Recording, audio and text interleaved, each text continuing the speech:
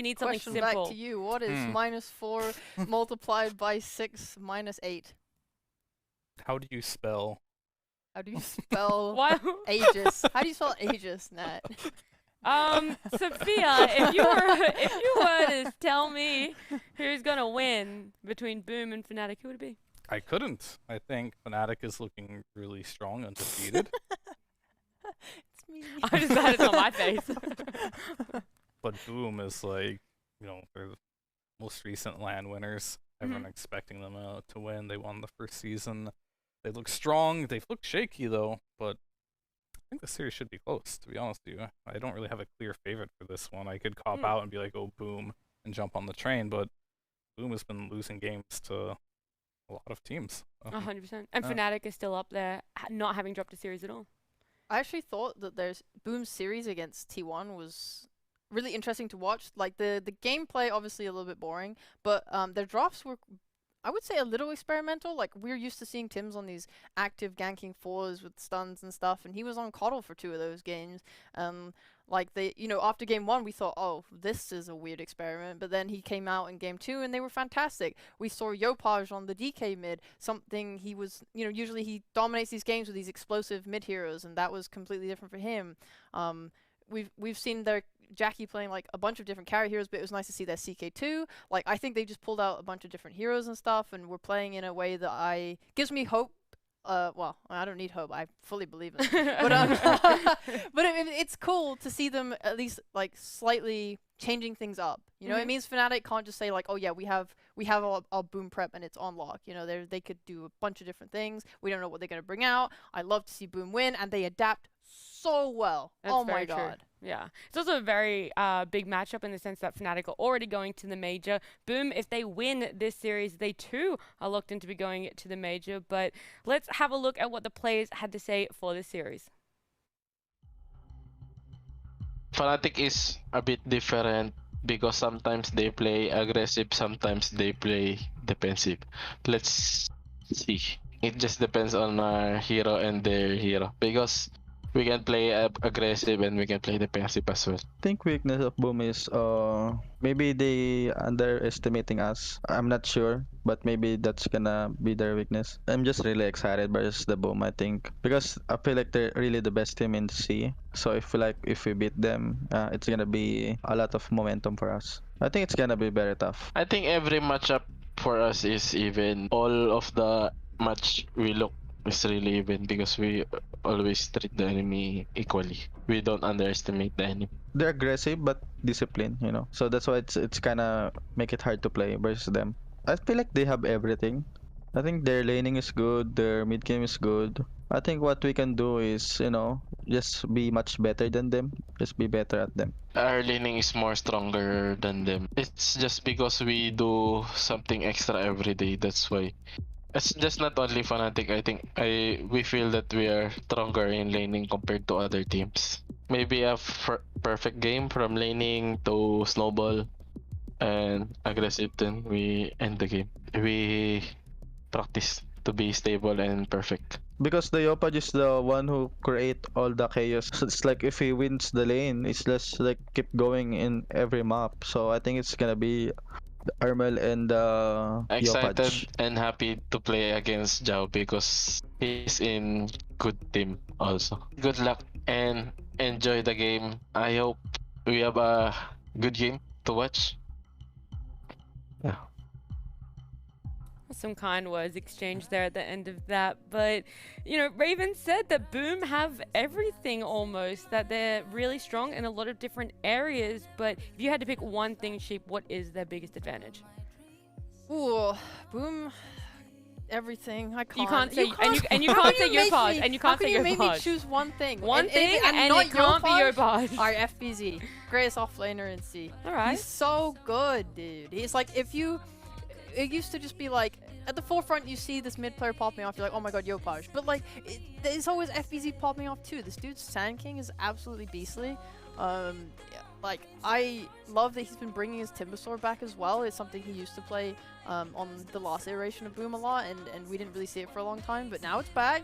They're dropping it up again. I just think this team is so good and versatile. I think sometimes it is their downfall, For example, like game 1 against T1, they decided to do a draft with like a TA and an anti-mage, and it all fell a little bit flat with no playmaking. When they pick like just decent stuns and like roll with that, they're just unstoppable. I feel like they usually just play the map so well, take their fights so well. You have such strong core players that will carry you, and such strong supports too. Like I could say great words about every single player on their team. I just like when you have a team that you're facing up against like that, it's just terrifying. Like you can't say let's shut down Yopaj and we win the game. No, because everyone is gonna hold their own. We hype this team up so much. Boom are looking great, but their opponents, FNATIC, some would say, are looking even better considering they are undefeated so far. Fear. Yeah, I mean, FNATIC has been coming out strong and they haven't slowed down yet. For me, it's always been about Jabs and DJ. Like they said, their laning is going to be stronger on Boom, but I want to see if they can shut down Jabs and DJ. They've been a great, 3-4 combo in the off lane. They've been destroying it and killing it. And for me, I just want to see Raven play less hard carries, because Boom can play really fast. He's been playing from low and druid recently. I like to see that Razor not just like sit back and farm, right? And Armel, he's just one of the best mids and has been for a very long time. I think he had one off game on Tusk, but if he gets his heroes, he can pop off. Well, then 2 questions come to mind. First one being, is this going to be a little bit of an off-lane matchup? Whose off-lane is going to come out stronger here to sort of dictate where this game is going to go? I actually think the most exciting part is the fours. I think DJ and Tim's are like the best fours by far in this region and even in the world. Like they're so good. And I'm curious if Boom, for example, are going to like play back and give him something like Kalo, or if it's going to be this like, Tim's Marana versus DJ Hoodwink type match. I think that would be so cool because they're both like so good at creating impact on fours. They could change the game so dramatically with like how they interact with the mid lane and stuff. The second question then is, because both teams have such strong points, is this game going to be more down to draft than maybe other matchups that we see? For sure, when like 2 teams of like equal skill go against each other, the draft plays a lot bigger part of the game. But it's also going to come down a lot to like the laning stage. I think will also be very big, because when you're a tier 1 team versus another tier 1 team, you kind of got your mid late game like on lock. So once you do get that snowball going, most of these like good teams don't really like let go of it, right? They just keep it and they ride the momentum to the victory. So draft and laning stage is huge. Then when we talk about draft, what would you like to see for both of these teams? Let's say there weren't any bans. What are the special heroes for both these teams? I mean, DJ's Monkey King, I think, is really, really good. So that's one hero. Yep. I mean, Jabs has been playing a lot of Death Prophet, but he can play just about anything. As far as like the other players, they're so versatile. I think on FNATIC for the most part. Like I think Armel, he plays so much stuff. Raven also plays so many heroes, and Jabs also plays like a ton of heroes. They just have a really big hero pool. Yeah, for real. It's like super exciting. You never know what hero's gonna go where. Oh, I would. Like, if I was saying, if I was talking, like, the most fun match I'd like to see, like, a Tusk in there. I'd like to see a Hoodwink in there. I'd like to see a Snapfire in there. Like a core Tusk, core Snap. I would not mind another FBZ Timbersaw. I just want to see these 2 teams pick some fighting heroes and just go at it. If we have another, like, chess game, I'll be so sad. Do you think it is? I enjoy those, so I wouldn't mind. Well, you're boring, so what do you want? No, you're not, Tia. Don't listen to her. She's just bullying. I mean, I appreciate the high intellectual gameplay. The fabled 0 kills. Yeah, in the he doesn't entire want game to in 10 see minutes. people like going at each other, throwing fists left and right. Caveman Dota. Yeah, I like the caveman Dota for the first like 20 minutes of the game, and then it devolves into like strategic like high ground holding and smoke plays and meticulous map movement. That stuff is well fun, but not for the first 20 minutes. I swear to God, if they just farm for 20 minutes, I'll lose my mind. Do you think that is more likely, considering more is riding on this series, particularly for Boom? Again, I would going to be looking and going to the major for them if they win it. Yeah, but at the same time, Boom in their post-game interview said to us that the reason they lost the first game is against T1 is not because they think that their draft was bad, but because they were afraid and they didn't know why they were afraid. So I'm assuming this is something they've come together as a team about and talked about, and something that they would like to be avoiding here against FNATIC. Hopefully that is something that they talked about and we won't see, so you can have the type of Dota that you want to experience, Sheep. But this draft is well and truly under the way now for Game 1. FNATIC getting Keeper of the Light, and then Boom getting MK and Storm Spirit in retaliation to that. I think that's a block pick on the Storm Spirit there. I don't see why else they'd pick it right there. Okay. Very interesting. But they do have the Coddle now, and they need some lockdown for the Storm. They also kind of want a combo with the Coddle. See Ember being okay. It doesn't really win the lane for Storm, but I'm sure Armel can find a way to like make it work. But go Tiny, alright. I quite enjoyed Boom's opening a lot. You have Monkey who's just gonna... Just anti-synergy. Is it anti-synergy? I know he like kills Kind the of. trees a little bit, but at the same time he's gonna be giving you vision. He's gonna find his Keeper of the Light and then provide like vision for Storm to jump. Yeah, I mean at this level they should be good enough to like not zip over the Monkey's tree and stun him. But the Ball Lightning does break trees, so it's a little scary for Monkey. So the coordination has to be there, but you have to expect that Boom has that coordination to make it work. So enjoying this opening, what do you enjoy so much about this opening? What is it's just the synergy of giving vision? Yeah, well, when I see Keeper of the Light, I always get annoyed when people don't have heroes with vision or jump because he's such a powerful hero when you can never really get to him. I see Monkey, I see Storm, I'm like, okay, this Call can die. You can pick him off so easily. In fact, he could even just feed this game, we don't know. But we don't see much Storm without like that buff, right? Like the Coddle or the IO, something like that. It's still probably a fine hero, but he just needs more items, and I feel like he'll be a little more farm heavy because of that. yeah. I do think the saddest thing about the Storm, if I had to put like a damper on it, is that it doesn't go anywhere other than mid for the most part. So I've seen position 4 Storm. That I've slaps. seen it. I don't think I Did it don't think work? I've seen Boom do it. I don't remember. I've just seen it. I don't know if it worked or not. No, I've seen success a little bit with it, but also a lot of failure. But it's like you Yeah. buy the 4 to 5 null talismans and yeah, you just Okay. zip really far for no mana or no net worth is stupid. Mhm. I don't think Boom would be doing that. I actually saw that from a mid player recently. It was which team was it? Yeah, it was Western Europe game. I want to say it was OG. Yeah, I think OG ran it. He had like went Lincoln Sphere, no boots, and like 5 null talismans, Wait, is and he this was just zipping around. what position Monkey is this now? We just have a Hoodwink. It's 5 or 4. They're just gonna. Five. I don't know. It doesn't really matter that much. I think 5 Hoodwink. I guess 5 It's Hoodwink. fine. I don't know. I just wanted to see Tim's on it, and I'm sad. Maybe you still will. Maybe it's a 5 monkey. Maybe it'll be a core monkey. Who knows? Maybe it's an offlane monkey. But as far as the bans go, like I did want to see like that Ember. Even it seems like Boom also respected the Ember, and that is out of the pool. And then for the other side, they're just banning for this Tiny. They got rid of the Necro. We've seen it so many games. Like whenever you pick Tiny, people just pick the Necro. Even like the last series, it's a bad Necro game. They just value this matchup so much in the game that they'll just take it. So FNATIC identifies that, bans it out, bans out the Timber Saw as well for FBZ. Also good versus Tiny. Pretty much just saying this Tiny's their safe laner. That's what they're saying. And they also, the carry matchup's not the best either versus Medusa. So really just banning for this Tiny here. Glad. I don't want to see another mid Tiny as long as I'm Yeah, alive. same. I mean, the mid Tiny, it's like, I don't think it's awful, but comparatively to the carry Tiny, it's just a lot worse. Vengeful Spirit. That could be Jabs's. I think they played it off lane before. So you have to think, why would they do this? This is like not. They're still lacking in lockdown for Storm, and Venge is not a good answer for Storm at all. The only reason I can think is they might think Monkey is a core, and you can swap him out of Arena or the Wukong's command. There's a chance. I mean, it does. I mean, whilst it doesn't really address their heroes, it kind of forces their own thing they want to do. They can stack like a load of camps if this is a support. They have the minus armor for Tiny, way to take Roche. And yeah, the ability to swap Monkey out of ring. Okay, it's core. Let's go! Let's go! So is that gonna be 4 tree? Is DJ gonna play that? Could be a 5 tree. Is it bad with Tiny, do you think? I just don't think Venge Coddle lane. Is that a good lane? 'Cause I feel like Venge tree could like create some destruction down there. I can see both. I mean, you Chakra Avenge, give her lots of stuns, maybe That's like super cool. That's like super okay. Super okay.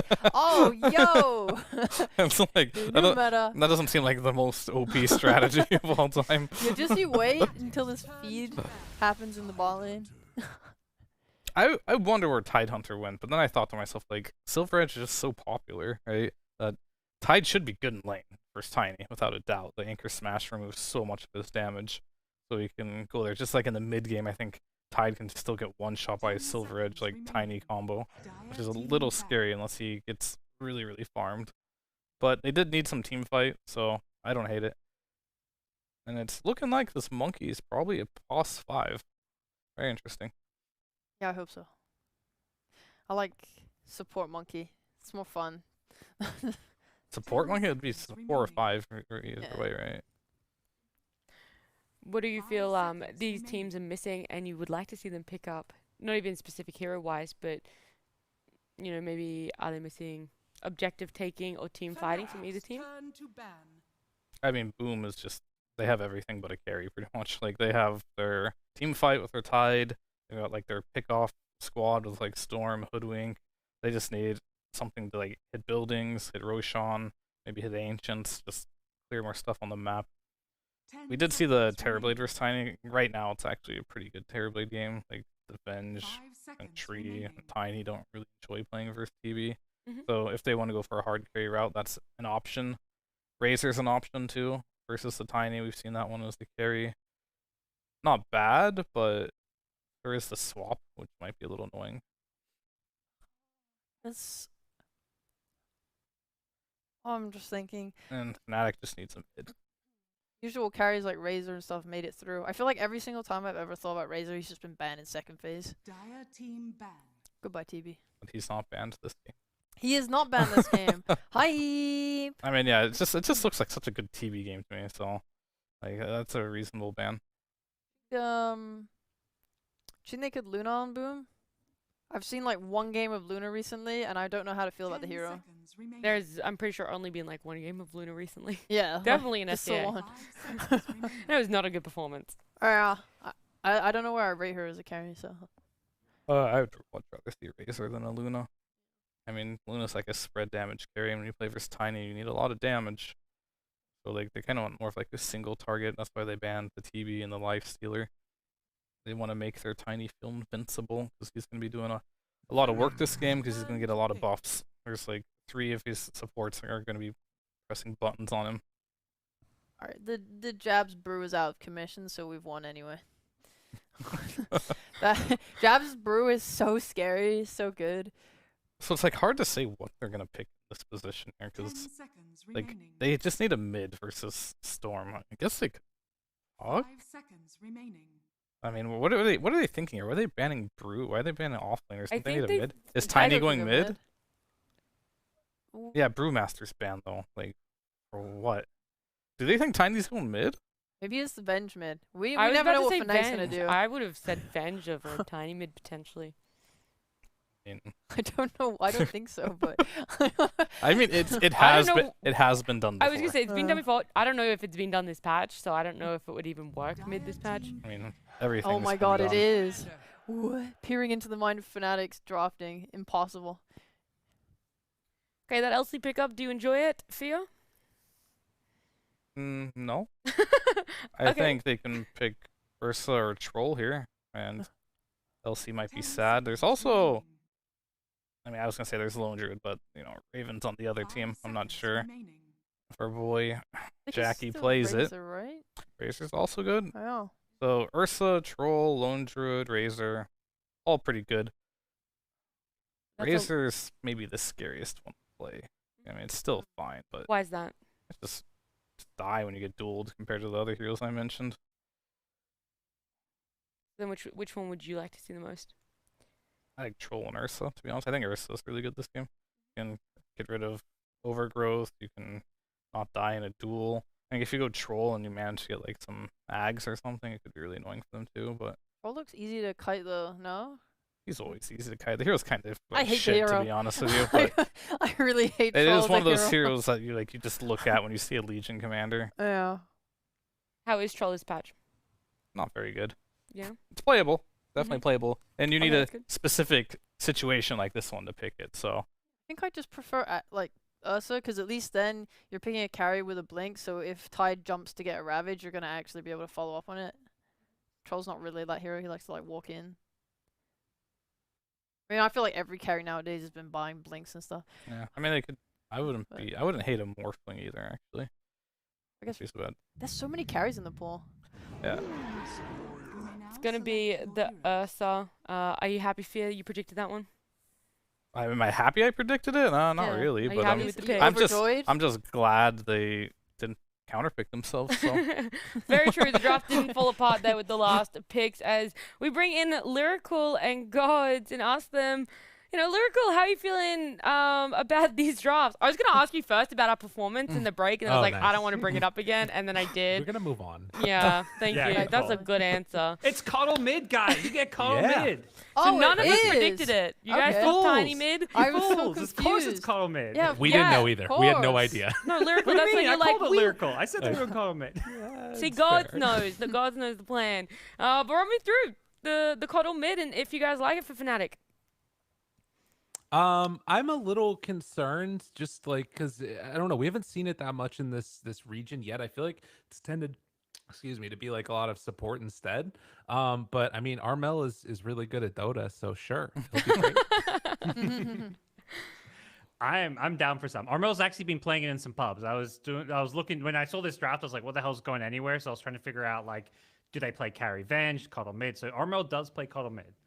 All right, I want a quick. Which team's winning game one? Don't like that. I don't want to answer. No, just the team. I don't want to answer. All right, so you're saying FNATIC? Boom. boom. Alrighty, double boom on the couch for you. Lyrical Gods, please take it away for game one. Thank you. Boom, boom. Quick 2-time there. Parker, I don't know, man. I'm a little bit worried. I mean, the whole draft just seemed bizarre. Venge is just a Yeah. hero we don't see that often, but DJ is playing it this time. What do you think about that pick? Because like Coddle mid is something we've seen a little bit more in the other regions. How does the Venge fit in with all this? I think Venge is just like this 4 that is pretty good at enabling some of the like certain offlaners, and I think Legion is one of them. These more like physical damage laning centric offlaners like your Legion, your Slardar. These heroes benefit a lot from the Venge in lane. Also, Venge, if you're a greedy 4 playing an Ags, Venge Ags is one of the best Ags in Dota. So I would expect DJ to farm that one up in pretty good time. Just having like the 3-4 lives in a team fight is a huge thing to bring to the table. So I quite like the 4 Venge. I think it's gonna do some work here. Okay. Well, I'm curious to see if he gets that early shard too. That's the other one that's been like super hype, throwing out the double stuns. There is a little bit of a pause right now because Armel disconnected. He's like, wait a minute, you guys picked me this for real? I was trolling in those pubs earlier. But no, he is indeed playing it, just waiting for him to get back into the game. The Ursa last pick also enabling some Roche taking early on, and they've also got the Tidehunter on boom. So it feels like those early objectives, I'm not sure exactly how FNATIC stop that from happening. That's a little bit tough to fight into Ravage. Yeah, I think that's the big thing is fighting into Ravage is hard, but whenever Ravage is on cooldown, I feel like Boom's teamfight is a little lacking. You know, they're going to have like some, good skirmishing heroes, some good damage output from your heroes like Storm, Hoodwink, Ursa, but if Ravage is down, I think FNATIC, they're the ones playing on much shorter cooldowns who will be always ready to fight. I mean, you're talking Coddle, I guess, even with mid-Coddle, it's just like this constant uptime. So I think it's going to be this kind of nice back and forth where Boom with Ravage, a lot stronger. FNATIC, when it's on cooldown, are going to look to make a lot of plays. Yeah, and I think that the other thing that you've kind of got going on here is this dynamic of like, all right, I mean, I know it's a meme, but constant scaling, infinite scaling with the Legion commander. But more importantly than that is like the Treant, right? That's going to enable you to get to that late game scenario where maybe by that point, Tiny is just going to be able to completely own everybody else. But there is still that Ursa that they're going to have to contend with because not just taking objectives, but also taking lives. He does it pretty quickly. Yeah, we'll see how it ends up working. We did get another disconnect as well now. Yeah. We're losing players left and right here. Going the wrong direction. Yeah, one of the things I'm interested because like after last series with Polaris playing Coddle, like just constantly defending towers, sitting back and blasting was like it felt like they instantly answered Coddle. Picking up Storm Monkey first phase, you've got 2 great heroes to jump Coddle. Yeah. And then not only do they like have this Coddle who has a rough game against these heroes, they run at mid. So I could see this game going you know, either really well for Armel or really poorly. If this Storm gets off to a good start, Armel's going to become food for him. So I think Armel's lane needs to go well. With that said, he's got, you know, DJ's Venge, who's going to have to be very active securing that mid lane because, yeah, Cuddle is one of these heroes that you just don't want to see getting jumped. Yeah, and the saves that they have are kind of like soft saves, right? You've got that Venge swap to get him away, but that just kind of sets you up to potentially die. Even though there's that damage reduction on swap now, it's still just not necessarily the greatest in the world. And of course, the other thing is like maximum vision feels like it's going to be into the favor of Boom. You've got Hoodwink, you've got Monkey King. These heroes just love to like jump around in the trees there and find a great opening for a fight. We saw that in a couple of the other series coming out. So that'll be something to watch for. And I think we do have all the reconnects here. So hopefully the game will get back underway. But those are kind of the dynamics that I feel like we're seeing. And of course, these two teams battling out for supremacy in Southeast Asia region. FNATIC currently undefeated. Boom, only defeated by internet. We'll see if they can get another victory here. Yeah, if you're FNATIC, you're like, SCA is our region, you know. For years, FNATIC were like the top dogs in the region alongside TNC. They haven't had the fall off of TNC, but Boom is like everybody's darling lately. Like, everybody loves Boom. Everyone's hyping up Yopaj. And I think if you're FNATIC, you're like, hey, guys, we're 5-0. If you take down Boom here, it's kind of like a nice little reminder, a big confident booster that, you know, SCA, it's not all about Boom Esports, even though they did win that big Dubai LAN. Of course. The other thing that happened at that LAN that we can't discount enough is they were cursed by Kyle, which of course is going to instantly like cause the problems coming out of bounds. So, you know, danger.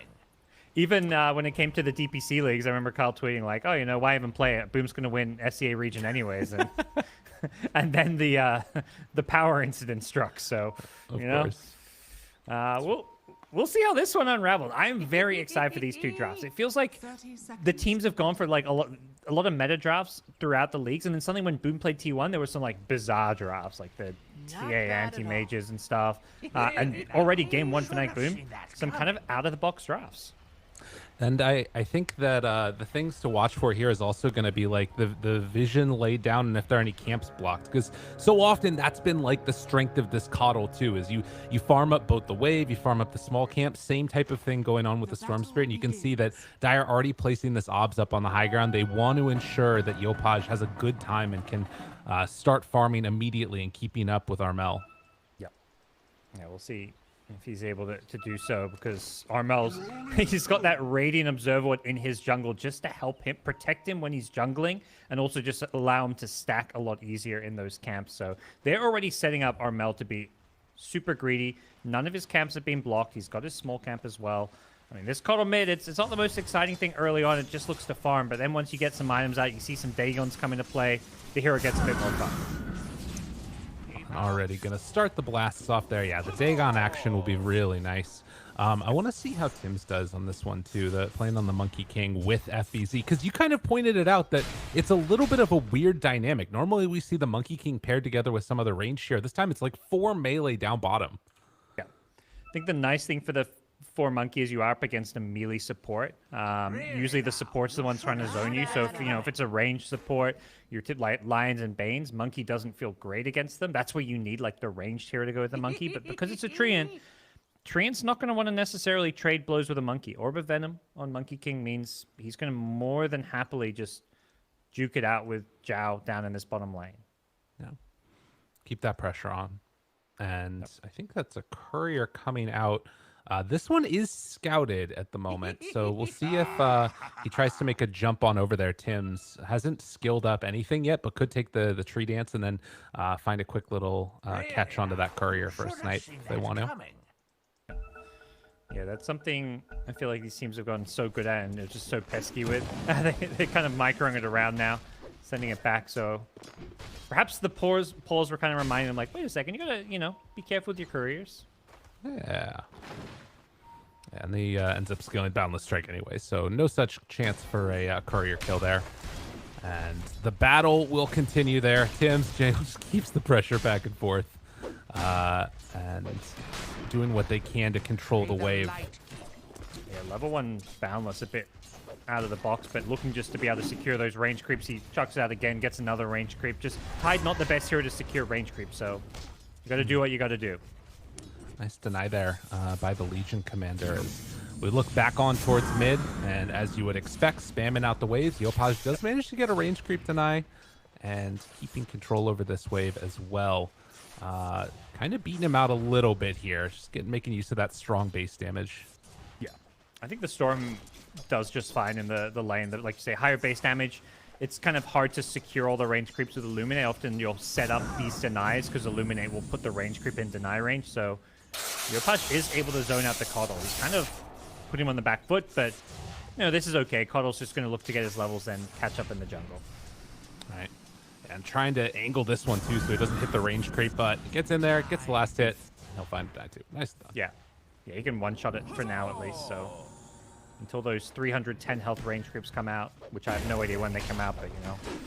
Do the math. We're all about that here, right? Yeah. That requires me. I don't read patch notes. I don't know when these things happen. It happens at some point. Right. But by then he'll have level 3 Illuminate, you know, so it'll be all good. It'll be all good. Perfect.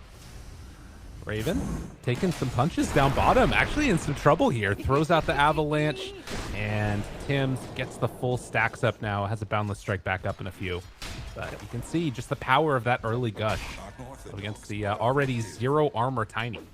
Yeah. I think that's why maybe he went boundless level 1. Not obviously the range creep is nice, but FBZ didn't get gush until level 2. But now that he's got it, they can put a lot of pressure onto Tiny and Treant.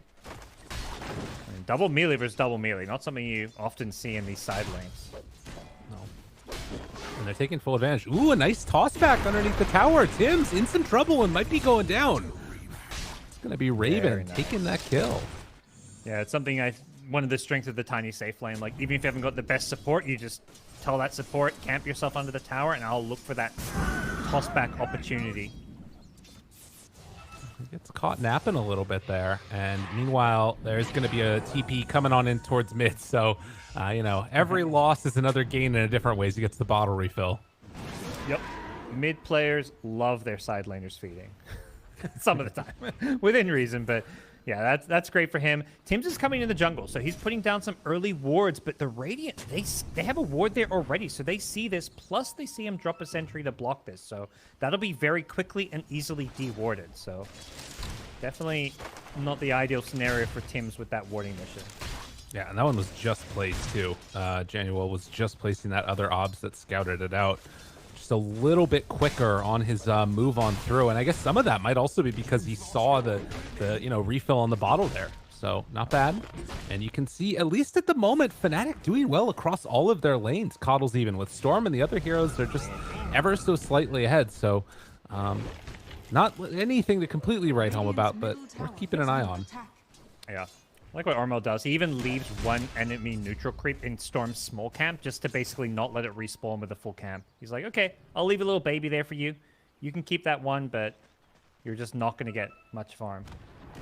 Yeah. Pressure and annoying stuff coming out there. And Tims gets his ward taken away. Places another one. Or this is the one that was left over, actually. So they'll have no more vision over on this side. And already Yopaj going on to Armel mid. Get some extra action here. And will it quite be enough? They actually use the glyph as well, but that aggro still passes over to Yopaj. And he's forced away. Yep. Had to use the spirit form with the blinding light just to kind of protect himself a bit there.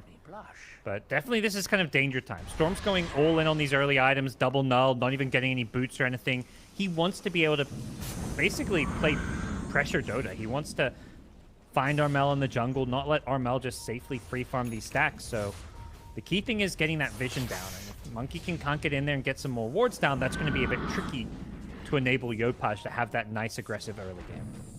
Right, and it looks like he's going to try and stack up a little bit as well on Tims, building up that little pot of gold for his Storm Sphere. But as you said, Armel farms this out and just go ahead and punch it away.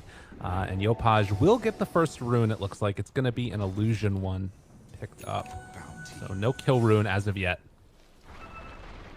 Yeah, that's good news for FNATIC, who are looking to play a more passive early game with their laning stage. One of the things we haven't talked too much about, Ursa and the Legion commander. It looks like, for the most part, Jabs is doing just fine. If anything, it's Jackie who's not had the best time farming on this Ursa in the lane. Yeah, it's sort of been the highlight for FNATIC. The panel talked about it, this early pressure that they like to put on with the DJ and Jabs together. And, you know, you see this other rotation coming over. I mean, it's buying so much space also for Armel to keep farming that jungle. But there is going to be a TP. Yopaj looking for it, and they find him. On to Jabs immediately, and all that hard work going to get taken away. Yep. DJ wasn't even there. He's off sacking, so...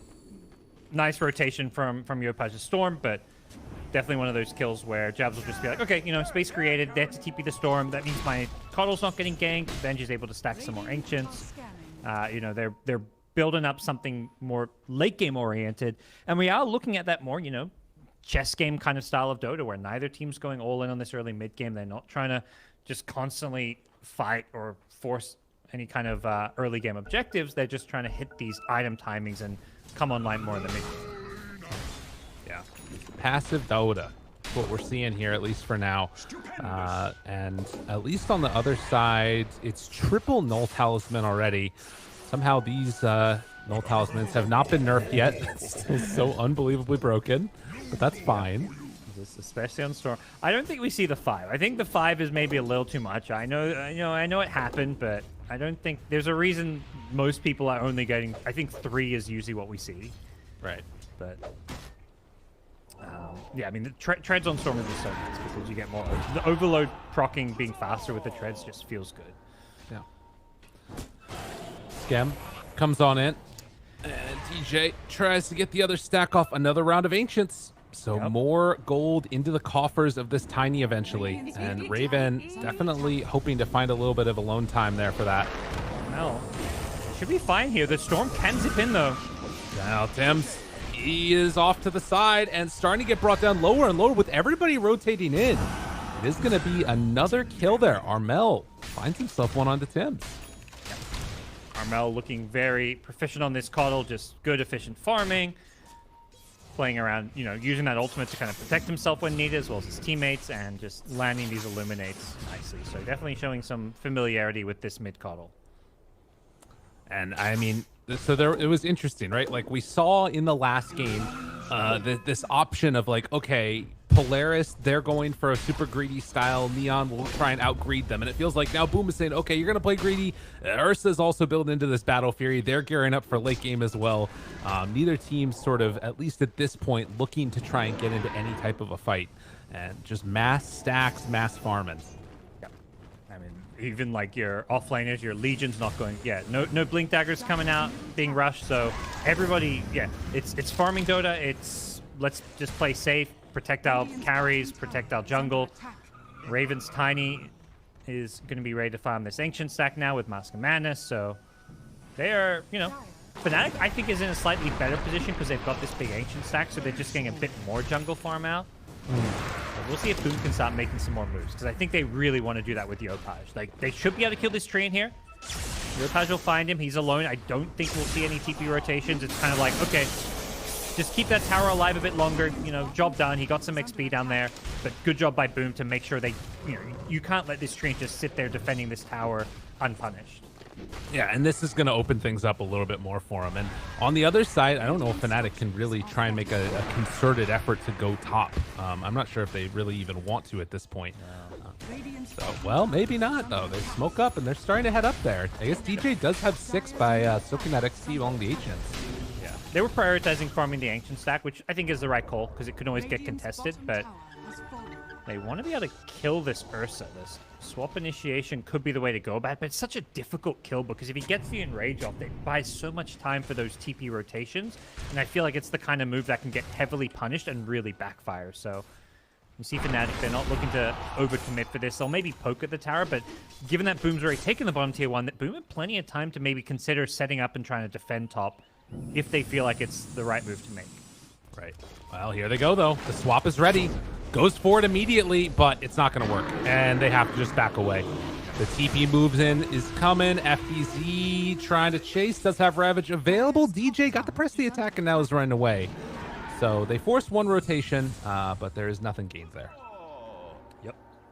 Very much just like, I think forcing TPs are kind of like your second ultimate in the early game. That's going, I think it was AUI who you did some DPC with him last year and always talk about how important TPs are early. You see an enemy tied TP top, suddenly this bottom and middle part of the map, FNATIC have a lot more kind of possibilities and plays they can make, or just, greedy farming. They know that Tide is limited in what he can do because that TP is going to be on cooldown now. And mid tower's still surviving. Armel. Here comes Armel. He's got Dagon on Courier. Right away. Didn't come out. Oh, the dodge! Tim's nicely played there. And do they have enough to kill him off? Not quite. So Tim's able to get away with one. And yeah, as you said, that Dagon just now delivered. That would have been enough. Yeah, it was on the Courier. I guess they saw the opening to go for it and just didn't have time to wait for it. So very close in terms of bringing him down, but it's not quite. And he talks about it, DJ, after Tranquil Boots, queuing up the Aghanim Scepter. He's got dreams of a big item. And in these types of games, you gotta question at that 17-minute mark, that Philly, who gets it? Is Manuel caught and going to be killed? Yeah. That's where the vision comes in. I think once you get some wards up in the enemy jungle, you always want to kill heroes who come in. You don't want to let it get dewarded easily. Like, Trium's going to want to deward that, but you can't let him just walk up and deward that alone. You have to keep on punishing. Boom have managed to accrue a 2k gold lead just with some, slight out farm here, as well as just, more than anything, the supports just getting these kills and making these extra little moves. So, see what FNATIC look to do next. It seems like they're chilling pretty hard, at least for now. Skemba's coming on up here from Boom. He's going to get the D-ward, and yeah, that sort of signals this gank is not going to work. The rest of FNATIC going to back up a little bit here. And they're just protecting their triangle, pushing this out constantly with Kalo, Blinding Light, and we're probably going to see Januel go bottom again and then eventually die. And that might be the gameplay for a little while. It feels like a game where he just puts down an observer ward. He doesn't even try and deward. I think he knows if he goes for the deward, he's just going to keep on feeding. So I like that he basically concedes the jungle. I think what Boom are doing to get this big gold lead now, it's kind of the pressure factor. A hero like Storm has so much kill threat anywhere on the map, combined with a Monkey King who can, just pop out of the trees with Primal Spring and a Boundless Strike setup. So as a result of this pressure, because of how much kill threat these heroes have, FNATIC are just farming less of the map. But they're trying to take back their jungle. They want to get this D-ward off, and to do so, they're trying to smoke on through and find Tim's. Oh, they spot him, but can't quite get it. Out. And he's gone. Dude, this is the strength of Monkey King in position 4. It's so good. Yeah, it's pretty crazy how amazing this hero is. This scouting 4. Whew. Armel's damage mid. Man. Yeah, it's no joke. Just Cuddle thinks. Gotta be careful. Good cut there. And then the duel afterwards with the big jump through. The Blinding Light. Is it going to be enough? Yes. Oh, that is huge. Great find and kill there. Jabs, he had the Blade Mail queued up for the longest time. He ends up just buying a Blink Dagger, but he just caught Storm on the rune. Rare mistake from Yopaj, and Jabs punishes with the help of the Cuddle. That's a big kill to be getting right now. And I was also with an Arcane, so they've got duel back up in 10 seconds. It looks like maybe they're trying to force a reaction towards mid, and then they can head top or something. I'm not sure. Or they're just trying to pressure Blink Dagger, this. though. Here comes FBZ with a Blink. They could look to defend this. They probably don't want to buy back Storm is the thing, but they can still hold this without Storm. But he's back in 8, so I think FNATIC, we got Tide. We got a 4 Avenge who wants an Axe. Let's just go back to farming. Why not? We're happy. Tide doesn't want to. He will end up revealing this Blink mid. He was trying to hide in the trees for a little bit, but at some point it's like, okay, you got to come out. And, pro players at this level, they have a very good idea of how much Tide's been farming. They saw him with a Phase Boots hood for a long time.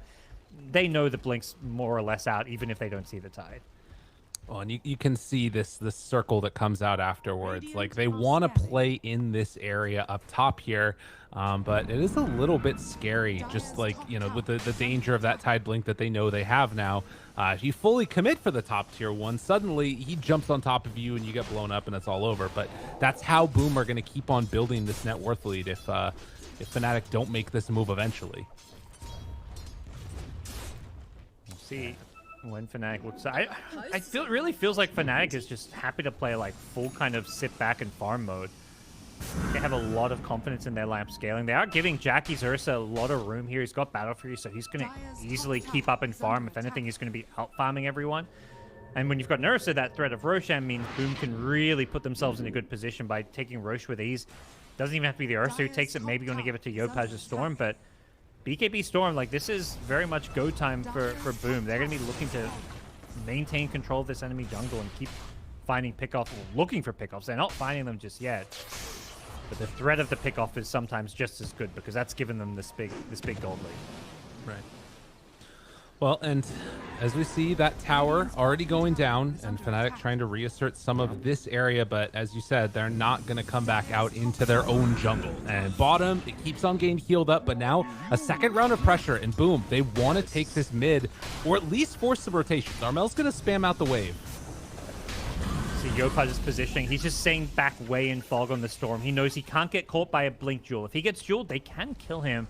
And he won't get a chance to use that BKB. So they're just letting FBZ frontline on the Tide, hoping that FNATIC reveal themselves so that Yopaj can get a jump on someone like the Kalo. Like, he just wants to jump in, though. They found him.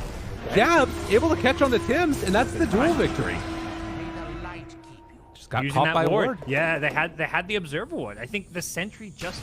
He thinks he's safe there because he's got an Observer Sentry combo. Right after he dies, he just pings exactly on top of the Radiant ward. He's like, yeah, this one... And off to the side, they find Armel. This is huge. Big catch. Yeah. Well, speaking of wards, they saw him go in there. Yeah, and FNATIC should know about that one. I think Armel just getting maybe a little greedy, thinking, oh, you know, I can play in the trees and just throw out some Illuminates. But, you know, Tide Blink and Storm Zip, they're going to be able to pick him off there. So good punish from Boom. Well, still this 4K gold lead, but 4-4 and... another round of heal. Shadowblade on the Tiny. Does he decide to come on in and fight? He doesn't have a tree right now. And Kalo to defend this. Hanging around the area, picks up the tree. They immediately look to him. The swap is ready if they want to go, but the big jump in afterwards. DJ's in the midst of all of them, and now the Monkey King ultimate down, connecting onto two with the Boundless Strike. It's just for sports. And the overgrowth for the walkaway, but they will kill DJ. Yep. Januel not able to get away either.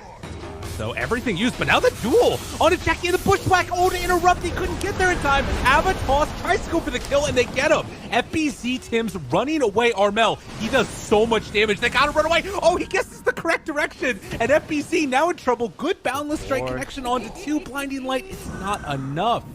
So they trade off in the end. The Ursa for the two supports, and still, mid is gonna survive. That just feels like it's one of those team fights where, like, almost like both teams play that team fight so well. Like, Boom, they know they've got the upper hand. This Coddle's dead. Defending this tower is so damn hard. And all FNATIC can do is kind of put Raven there to try and defend it.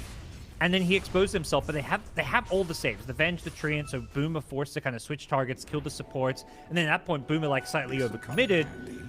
FNATIC trying to punish, but they only get the Ursa kill on the way out. They were hoping to get, like, 2 or 3 with the Coddle respawn, because what FNATIC did really well is they baited Boom kind of past the T1 tower so that they weren't getting the tower. They gave time for Kalo to respawn, but they just couldn't quite get those additional kills. So really well executed fight by both teams.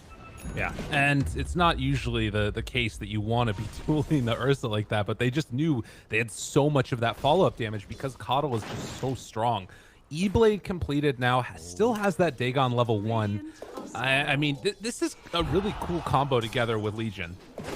But she needs to be careful because that is Zip from downtown. It looks like Jab has finally overstayed his welcome. Classic Monkey King things, just scouting everything, just sitting on the trees, the perfect Boundless Strike. And FBZ being a Tide, he's just never a target you want to go on. He's able to just solo farm and push out waves, unafraid, so really good understanding of just how strong he is and the fact that FNATIC just don't have the damage to deal with him. Oh, Armel's right on a ward again. Oh, they know where you want to sit on the Coddle. And Monkey King jump in, FBZ afterwards. Armel has to E-Blade himself. Does he have a way out of here? The blast comes through and tries to live. Can he get away? It doesn't look like it. So Yopaj comes in and another kill onto Armel. Yeah, nice little find. It's this Monkey King. Tim's has been the big playmaker and the difference in this game, it feels like. Ooh, he's in the smoke. It's similar to the move they made last time with mid-tower and tower, but this time they're doing it with puddles respawn on a much, like 30 seconds. Last time it was like 10 to 15 seconds. This time around, DJ on the front lines, he pops it. They have the press the attack, but the call is just run away. They can't go for that right now. I think it almost felt like intentional from FNATIC, where it's like somebody's like, we gotta either stop them roaching or scatter the smoke. Problem is, you can't really stop them roaching without this puddle. I just don't see any way for them to contest a Ravage Tidehunter or Roshan. So this will be a free Roche for Boom and Storm. Well, Dream Aegis candidate. This puts Boom in a really good position. They are going to be the ones in control now. It's still staying somewhat close in terms of this net worth differential. But again, we'll have to see. Are there any sentries down right here in the area? It doesn't look like it, but Raven, he's hunting. He's going to find Jackie here. Can he actually blow him up, though? Oh, thinking about it. Punch, Abba, toss, big come through. Armel, it's enough to kill him. They bring him down. The FNATIC were kind of... You had the smoke coming from the jabs on the Legion commander to meet up with him, but they don't even need the additional support. They're doing this into an Aegis on Boom's side, so finding a key pickoff like that is going to slow down any kind of aggression or plays that Boom want to make while they've got an Aegis, so I think FNATIC will be very happy with that, giving them time to finish some of these BKBs and really set them up to have a better team fight. They're going to need this double, maybe triple BKB. Oh, yeah, they're going triple on the Coddle, so before they want to fight. Yeah, I mean, it's still, I mean, like we've been saying, they've kept the net worth lead consistent, and it's not led into that, like, next big item yet. Yopaj getting Aghanims is pretty huge. They just got Aghanims on the Tide as well. Diffusal Blade for Tims could be another nice pickup point for them. But I don't know. We'll have to see. In the meantime, Jabs is looking for a duel down bottom, but Yopaj, he's already zipped out. Yep. They're looking to regain control of this top jungle. Raven shows. Yeah, they saw 1 or 2 bottoms on FNATIC, so they know that FNATIC is split up. They do have BKB ready on Raven. Avalanche, there's the Bushwhack. Do they just try and burst him here? Jackie's in the area as well, thinking about going BKB CP out, and Raven should be able to escape from that one. Yeah, DJ may pay the price if they want to chase him down, and looks like they sure as hell do. Yeah, that will be an easy pickup there. So multiple heroes rotate down to that side, and well, tier 1 mid dies. It's pressuring now into their tier 2 tower. We'll see if Boom want to react to that. I think definitely this top tier 1 is something FNATIC has zero interest in defending, but they do see this storm. Can they catch him here? It is daytime, so it's hard to get the jump, but Raven is invis in the Shadow Blade. Walks past the sentry, though. Oh, and it's right there. Yeah, they realize now. Yopaj gonna zip away. Good reaction, and yeah, they immediately ping out the sentries there. Very well played by Boom to get those down early. Wait a minute. Arcane Root, Jabs gets... This is almost deja vu. Last time this happened, it was Yopaj going down, but this time he's got an Aegis. And Boom just playing the map really well. They're getting all the farm. They're pressuring. They got the top creep wave at the tier 2. They got the mid creep wave pressuring the tier 1. They're ready for a jump. They have 2 minutes left on this Aegis, so they want to make that move. They got to do it fast. Problem is, you can't just poke at towers. The Treant has healed this tower back to full health. It feels like Boom haven't even come close to taking this mid tier 1 tower. yeah, and as long as they're staying consistent with farm, like they're gonna be okay. It feels like. I think that also. Oh, both teams did get a Philosopher's Stone. So Hoodwink has it and the Venge has it as well. Definitely makes sense to see it on the Venge here. That could be such a game changer. Maybe a chance here for a swap into duel if they step too far forward. I mean, it's just, that is the strength. But this big smoke up, this could be cool here. Yep. There you go. BKB on Ursa. Jabs knows, but he's going to get caught nonetheless. Jabs going to go down, and Yopaj can't find any more afterwards, but they won't have the Legion commander to try and defend mid. I love that Yopaj just ignores the jab skill. Like, he's not needed for it. He just zips behind, expecting there to maybe be a Venge, looking for a swap. Somebody, he's looking for that +1 kill. And then right after that, they scan, like, above the tier 1 mid tower, hoping to find somebody there. So just Boom, always looking for that next move, that next play. They're trying to play, like, you know, a couple steps ahead of FNATIC. Same time, FNATIC, you know, they recognize they're on the back foot. They're just trying to farm these side lanes, avoid getting picked off. You know, it's hard. You're playing against Storm. They've managed to do a really good job keeping close-ish on gold while farming out all these side lanes against Storm and Monkey. These are two of the best heroes in Dota at punishing split push, and I feel like FNATIC aren't getting picked off now. Yeah, it's still been very, very low kill game, and it's the type of game that, like you said, you can suddenly find yourself down a huge amount of kills and just the map space as well. They've still found areas for themselves, and it's largely been off the back of this Tim's Monkey King, who's been consistently scouting these things out and looking for kills. But nighttime now, will they decide to go for anything extra here? I mean, again, it feels like it has to be off the back of that Legion commander. Yeah. And there's no more Aegis, so suddenly Storm becomes a viable target. Before, it's like, you make a play, who do you go on? Tidehunter is just like worst idea probably. Ursa, if he gets Enrage off, you're kind of screwed. Then he BKBs. So Storm gives you a target that you can try and get the jump on with the Jewel. He's got the Sanjin Kaya, but they lose vision, but the taunts there. Do they have enough follow-up afterwards? Good pullback onto Raven right at the start, and that's the BKB. Got to run away. DJ swaps him out. Press the attack used as well. And all that spent for no kill, and Duel now on cooldown. Yeah, it looked like he was trying to just buy time for the time to get close enough for the Silver Edge break. So if you break him there and then like Avatos combo, maybe with a Coddle, like there's enough damage, but he's just so tanky. Tide is just not a good target to be going on.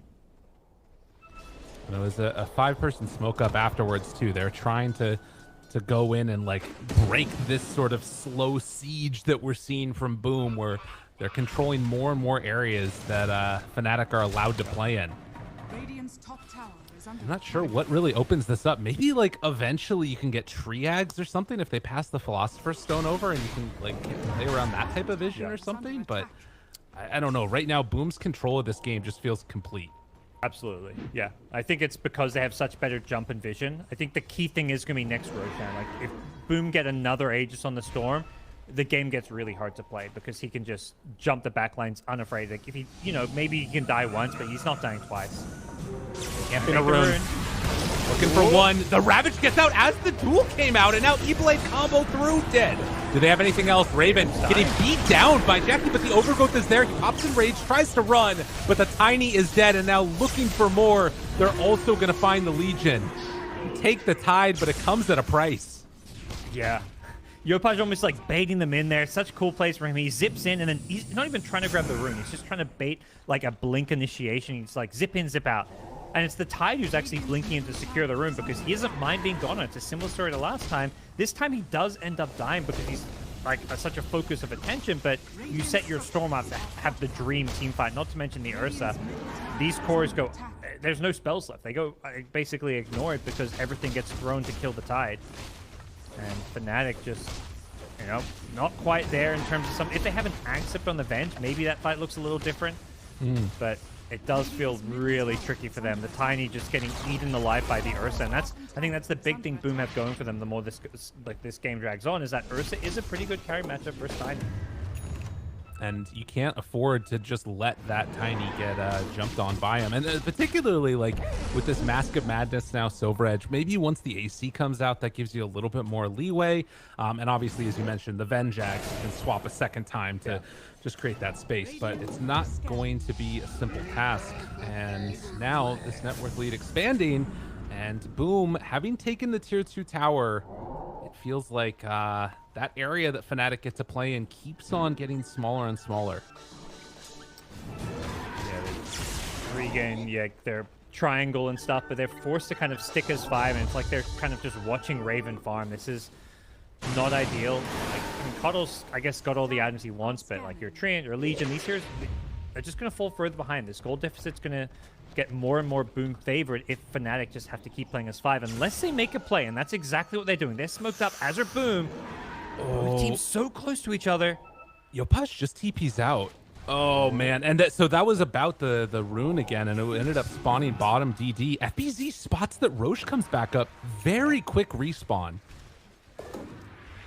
FNATIC scout this out. They've got the Venjax coming out. That's a pretty big one as far as these next couple of team fights go. Definitely something FNATIC are going to feel a bit more confident about taking any fight with. The other one will be the Treant's Blink Dagger. If he can like sit back so he doesn't get caught and find a nice Blink Overgrowth, ideally on some of these BKB targets, that could be a game changer as well. Tim's he misses the misses. boundless. Completely off the mark. FBZ pops got the the Ravage bang. though and He's dead, got axe. but still alive. Round 2 of this one. The duel is there. Jackie, they get the stun off. All of this damage coming out from the Venge Aura. Raven is hitting so hard over and over again on FBZ. Now finding Yopaj. They gotta run. He's got another swap. Way too much damage. The center Swap round 2. stun. Oh, he got right in time. Unreal. The jungle, it has betrayed you. Why are they stun? Usually, you know, 1 unit. You're not meant to stun. It's 3 heroes you stun. That's back in my day. But, Oh my God, and Roche, Yeah. it's up. I mean, Man. the Venge Axe timing was a big one. I didn't expect it to instantly win Fnatic a fight, but that's exactly what it did there. Is DJ on the front lines, he just kind of throws away his life. Like, I don't think that was necessarily how Fnatic planned it, but honestly, DJ is the target you want to have being gone off because he has that second line. He's still got to provide the aura. They're going for Roshan here. Can Boom make a play? They're still pretty dead. Storm, he's thinking about zipping. He's got an item slot. Can he Looking get for it. Big No. jump through, but it's not going to be there in time. Raven, too quick on the fingers, gets the shard as well. And now low on mana. Ooh, can they get out? Trying to Yeah, get they a will be jewel. able to. Smart from Yopaj. He's trying to grab the Aegis on the way through. He's not zipping into the Roshan pit. So many, like, just players trying to steal Roshan. I mean, Storm, specifically on Storm, you zip in, try to grab it. He zips over knowing that one stun, like an avalanche on the ground, he's dead. So, smart play from him. Yeah, and unfortunate the timing was just not there, but this suddenly reopens the game completely, and it's only 1,000 separating the two. Fnatic looking to take this top tier 2 tower. Do they want to force it, though? It looks like it. They're in on it. I mean, they got Aegis on Tiny. Why not? Absolutely. This hero will just eat buildings alive, so they can kind of put the Tiny on the front lines with the Venge as well. Like, it's nice to have this, like, second frontline hero. Your Treant can just play super far back with the Blink, and it's really hard. Like, they're using the Venge to scout the trees, make Tim's life a bit more difficult. He can't just, you know, use that vision advantage, and Raven is just going to get to work. And he's got a free DD there with the Venjora. Abyssal Blade out, swaps in Jackie. Now they're all there. The duel comes out afterwards. How much damage do they have left in the tank? Can they kill them all up? The BKB still working. 15 seconds until Roche. Raven backs away. DJ about to die. Still going down low, and eventually he's gone. Now swaps out, pulls him in. Able to find Yopaj. He's dead. 2 gone.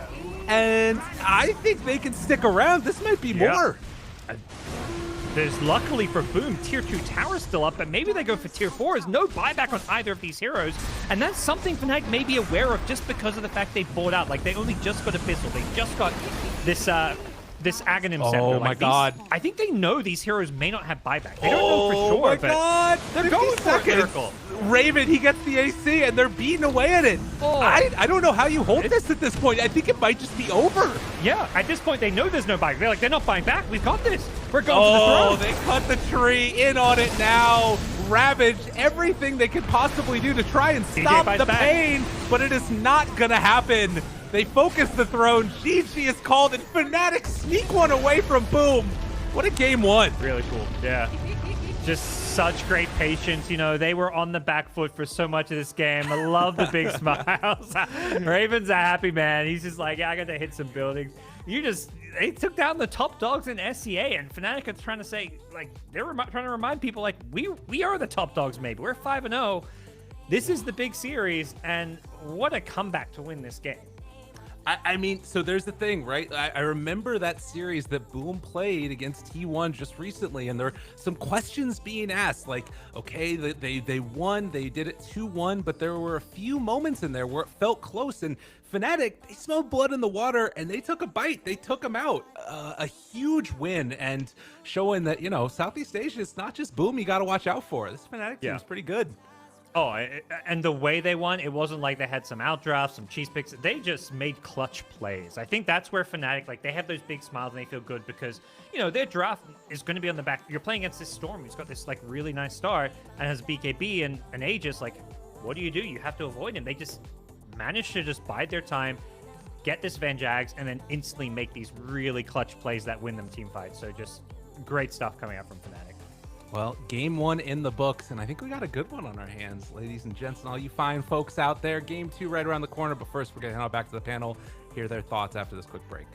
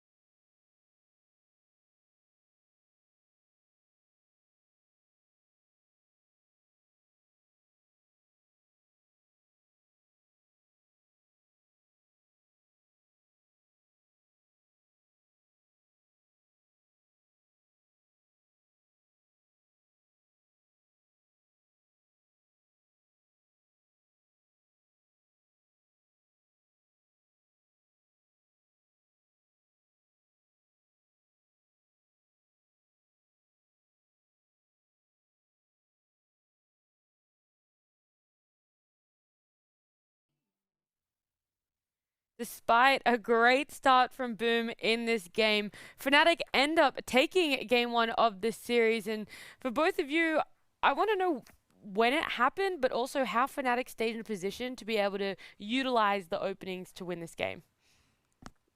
All right. Oh, I thought you wanted to. No, I, You can both have your time to answer. well, this game was like very strange for me because like Boom was in such a dominant like spot this whole game. There's like a couple slip-ups here and there. I think Yopaj was going for a rune and Jab's just sitting there and he got dueled and died. Same with the Ursa and the tier 1 push as well, just kind of gets dueled and died. But the biggest highlight for me in this game was like, was before that last Roche that Fnatic took, the team fight before that, like Ursa just kind of went in. This is the fight, right? He's like, Ursa went in, had plenty of time to press a button here, any of them. Just gets dueled, doesn't get his ulti off, doesn't get BKB off here, and he's dead now. And they just get Roche, and then the game just ends directly after. They're up 7k gold here, over 7k gold. So I feel like if Ursa just played this fight a bit better and just pressed his buttons here, Boom would have just done Roche, and I think the game would have just been secured. But against a hero like Tiny, you do this fight too, like they're overcommitting on Tiny without having stuns. He has an Aegis. Like, I don't know, they just felt really shaky, like, in this mid game here. And so going to the next game, I want them to like clean this up. There's no way Ursa can just like blow all his cooldowns like this on a Aegis Tiny and then stick around.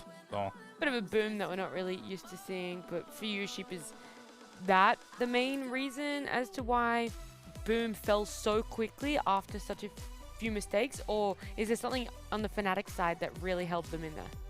I mean, that's just like a series, like a chain reaction of like events. You kind of make one bad mistake, get a little bit tilted, I'm assuming, and then just aren't making the clearest mistake. Like you're panicking because everything's happening so fast.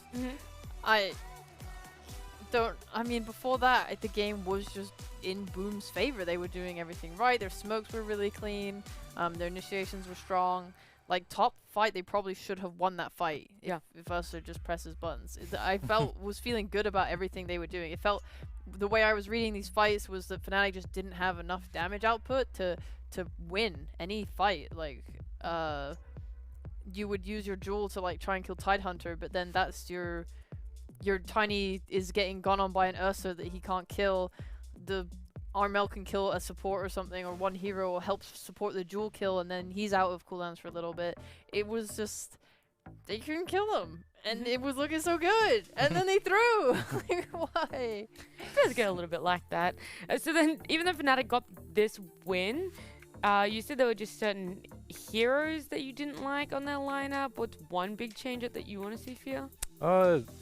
I just feel like they got a bit outpicked this game, right? Okay. So like this game was kind of just like a gift for Fnatic, the way I look at it. Like this game was a gift from Boom to them, because Boom was in control the entire game. They just like messed up some things. It's very rare this happens, but sometimes it happens. So going to this next game, like I expected to go to 3 games because Boom they just look better than Fnatic right now after this first game. I know Fnatic won, but like this was not like a Fnatic outplaying Boom type of thing the entire game. And it wasn't like a back and forth. It just ended immediately just because Boom like tilted out of the game like in the second. So how do you think they're gonna reset for game 2 then, Sheep?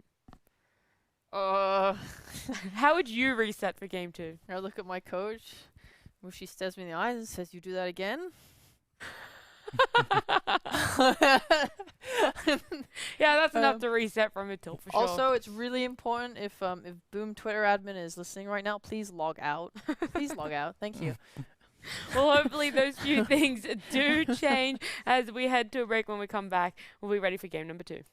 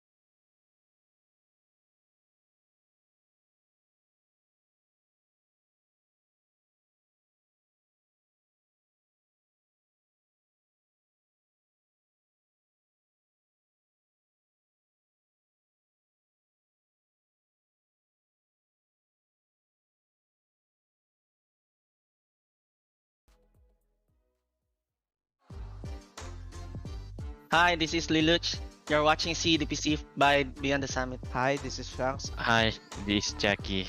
Hi, this is Jokem. You are watching CDPC by Beyond the Summit. Hi, this is KP. You are watching CDPC by Beyond the Summit. Hi, this is Avatar Mode. You are watching CDPC by Beyond the Summit. Welcome back, everyone. You are watching CDPC by Beyond the Summit, and I have my wonderful panelists here. You're so good. Can Theo, you, do you want to sit in this chair next time? I'm doing it right now. So can you give me some insight on the game?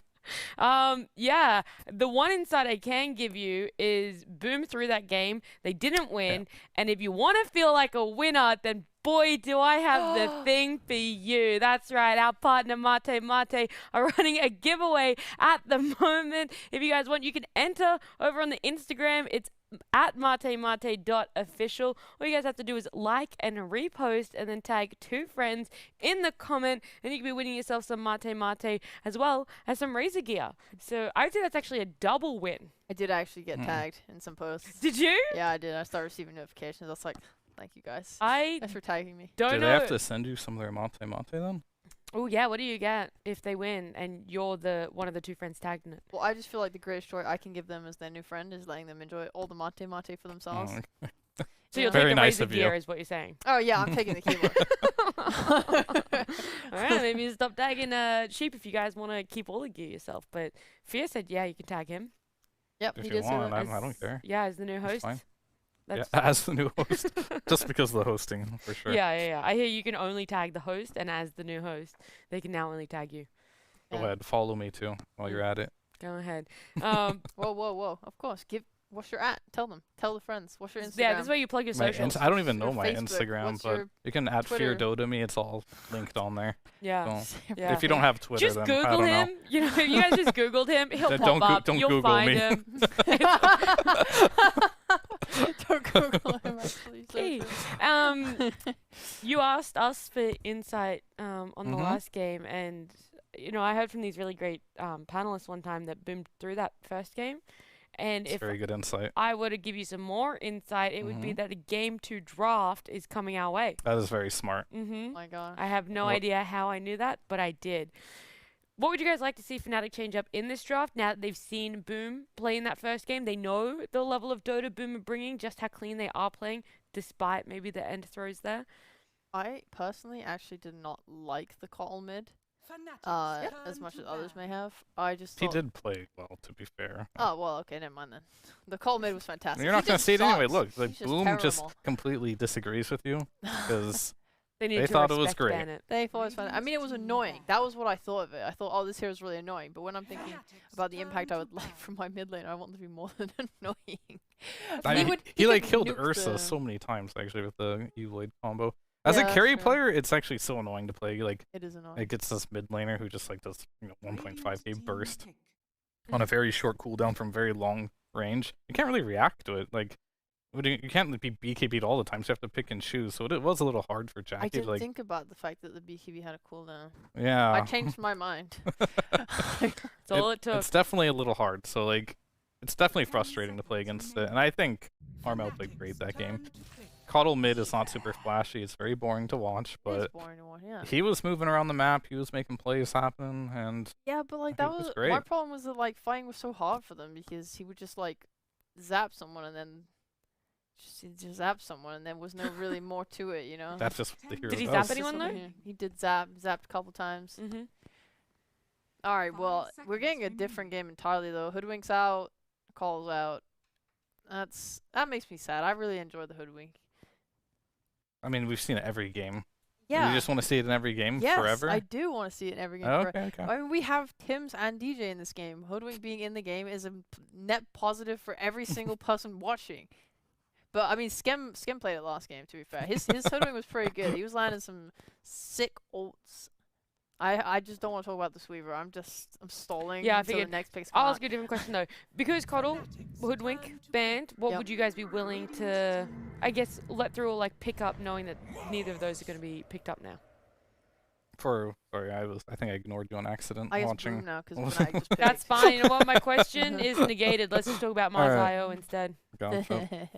So, I've seen this a few times now. It's a little strange where you pick IO against Weaver, which Weaver is very good for IO because you can get on top of him, drop the bugs, and just click him down, honestly.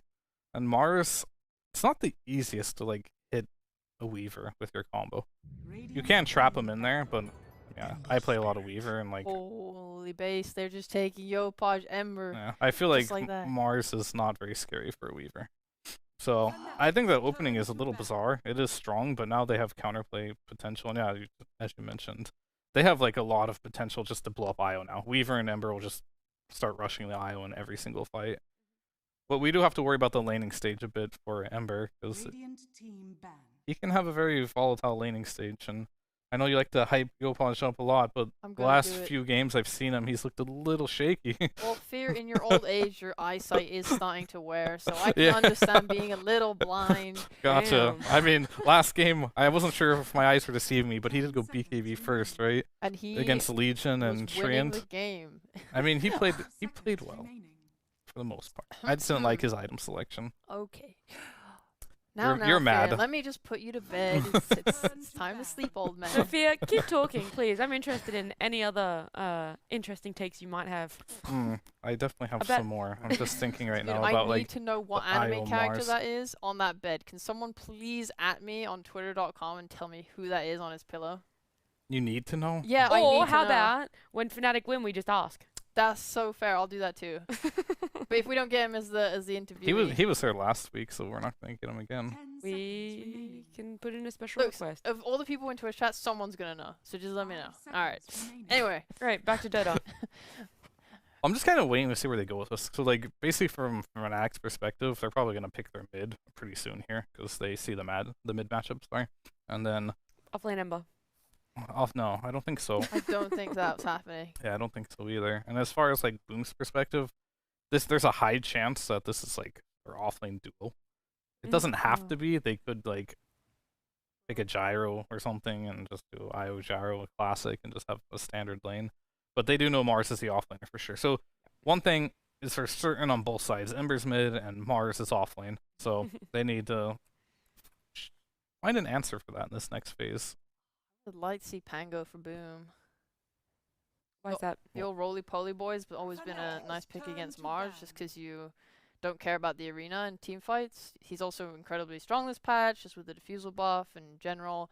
IO also a hero that likes to partner with someone. If you're able to roll through and disrupt that, it just causes a lot of issues. They do need like more solid lockdown on Boom right now. So I think Pango will give that to them, and team fight just kind of covers a lot of things. Yeah, I mean, it's not bad. They don't see the carry matchup, though.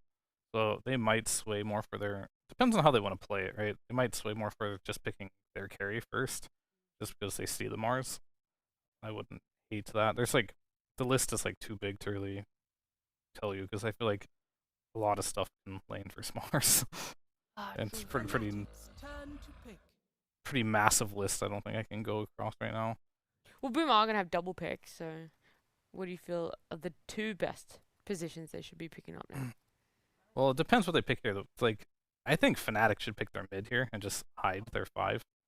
Oh, because they see Ember. You already see Ember. Yeah, right? So it's fine. And like, mid is mainly just all about your mid matchup. Everything else in the game is like, sure, there's some value to it, but there's not much value.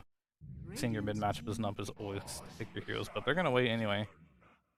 I don't like that pick. With Mars, it's interesting. Because now you actually have a way to stun the Ember with like disruption plus spear, right? That gives you like a guaranteed stun, so to speak. But yeah, you can purge the shield. That's cute and all, but I think he's just gonna die to like Slight and Weaver bugs. Both their supports are like really, really squishy. I think they're trying to like dissuade any carry picks with SD, because obviously like the ult is really annoying. I mean, it's just gonna get rid of like some of the illusion heroes, I guess, which are pretty good for Mars, but Wraith King? Is that what we're looking for? Sand King? Alright. Love a Sand King. I mean, Sand King's pretty standard, right? And it's an FBZ Sand King. Woohoo! I feel like you didn't do the hype justice for an FBZ. I didn't want to blow the ears out of viewers, but I can start screaming if you want. Headphone warning? No, yep. no, thank oh you. my god, let's go! FBZ Sand King! Perfect. Amazing. You're welcome. Thank you so much. So last Now it's time, your turn, Fia. I'm not gonna scream. Scream. Yeah, no, thank for you. me. If there's like a good reason to scream, maybe I'll do it. But like, this ain't. You can hype it up with some analysis then. Yeah, we'll hype it up. So last time they did I think it was Lone Druid versus Sand King. We saw Raven pick that one up, but I'm not sure after their last loss that they want to go that route. Some other heroes like Anti-Mage were very popular versus Sand King. FNATIC did anti-mage with Magnus, right? They did, yeah, with the them? Yeah. diffusal blade, That was really Magnus. cool. That was cool. I don't know if I'd like it so much with like the Mars setup they got going here. Or the Mars mid. There's the Lone Druid, so Oh, a good bear. yeah, I love good old Lone Druid gameplay. Does it give you a bit more faith in FNATIC's lineup? Seeing that hero? I mean, this is a really good Lone Druid game. Like, I saw Sand King, so like, I'm not entirely sure if Lone Druid is owns Sand King or not. I've seen Sand King's rush Vanguard versus Lone Druid, and they're just fine. Where they just sit in their Sandstorm and the bear just dies because they're so tanky on Sand King. So Think, alright, bets on whether they're gonna get like war flashbacks and just ban Drow Ranger instantly. I mean, this game comparatively to last is a much better Lone Druid game. Yeah. I forgot all the heroes in the last one, but it was not easy, right? So in this game, it makes a lot more sense. Like, it's very good versus Weaver, Ember Spirit, and Sand King. All these like very mobile heroes. The Root is amazing with Fear combo, and he's gonna be very tanky. It's interesting with Io because Io is probably gonna be overcharging the bear, which you don't see all the time, right? Normally you kind of want like that really big like agility hero that's just getting buffed up, or strength hero. But it's not that bad, because I wasn't sure myself if it's good or bad when I was just thinking about it right now, but it should be fine, honestly. You're just going to keep the bear alive, that's great, and attack speed on the bear is great, so maybe it's going to actually be really good this game. You want to know the last lineup that Lone Druid ran into? That Drow game you guys are talking about? I mean, I know it was the Shadow Demon and the Drow that were the main issue for it. But It has Sand King, Tree, and Queen of Pain. Oh. Or the other heroes. I'm like looking at Boom's lineup right now, and I feel like when this bear is like, if it gets to a point where they're getting like ratted, don't see who kills this bear, like keeps it from taking everything. I mean, I did say Ursa was good last game, but like, 10 seconds remaining. He might have the like Ursa PTSD itself from last was game. good. 5 seconds. The hero. Yeah, it's still good this game. Well, actually, no. Shadow Demon's hard, but like you just like want to play heroes that can just kill the bear, pretty much. So, like the Drow was good, Ursa was generally good. I was literally about to ask about Lifesteal. I was gonna say, is that because that matchup used to be like really favored for him against Lone Druid, right? Because you gain so much health back. And I was gonna ask, is that still the case? They assumably think so, but no, it's. They did it again. Rest in peace, mid lane. Oh. To answer your question, yeah, it's still good versus Lone Druid, but it's not as good. And if he's a good Lone Druid player, he'll implement an early basher into his build, and he'll just bash him while he's raged. So, and then after that, he'll get rooted and feared. I've played this matchup a lot, and it's playable for Lone Druid, but Lifesteal is still very good. Awesome. I want to bring in Lyrical and God. Ask them, Lyrical, if you want to start opinions on the Lone Druid and also the last pick, Husker. I mean, Ember is not gonna have a good time. I like the Life Stealer. I think that was kind of cool, but I don't know, man. This looks really rough. I think FNATIC have a hell of a good draft. Of Gods.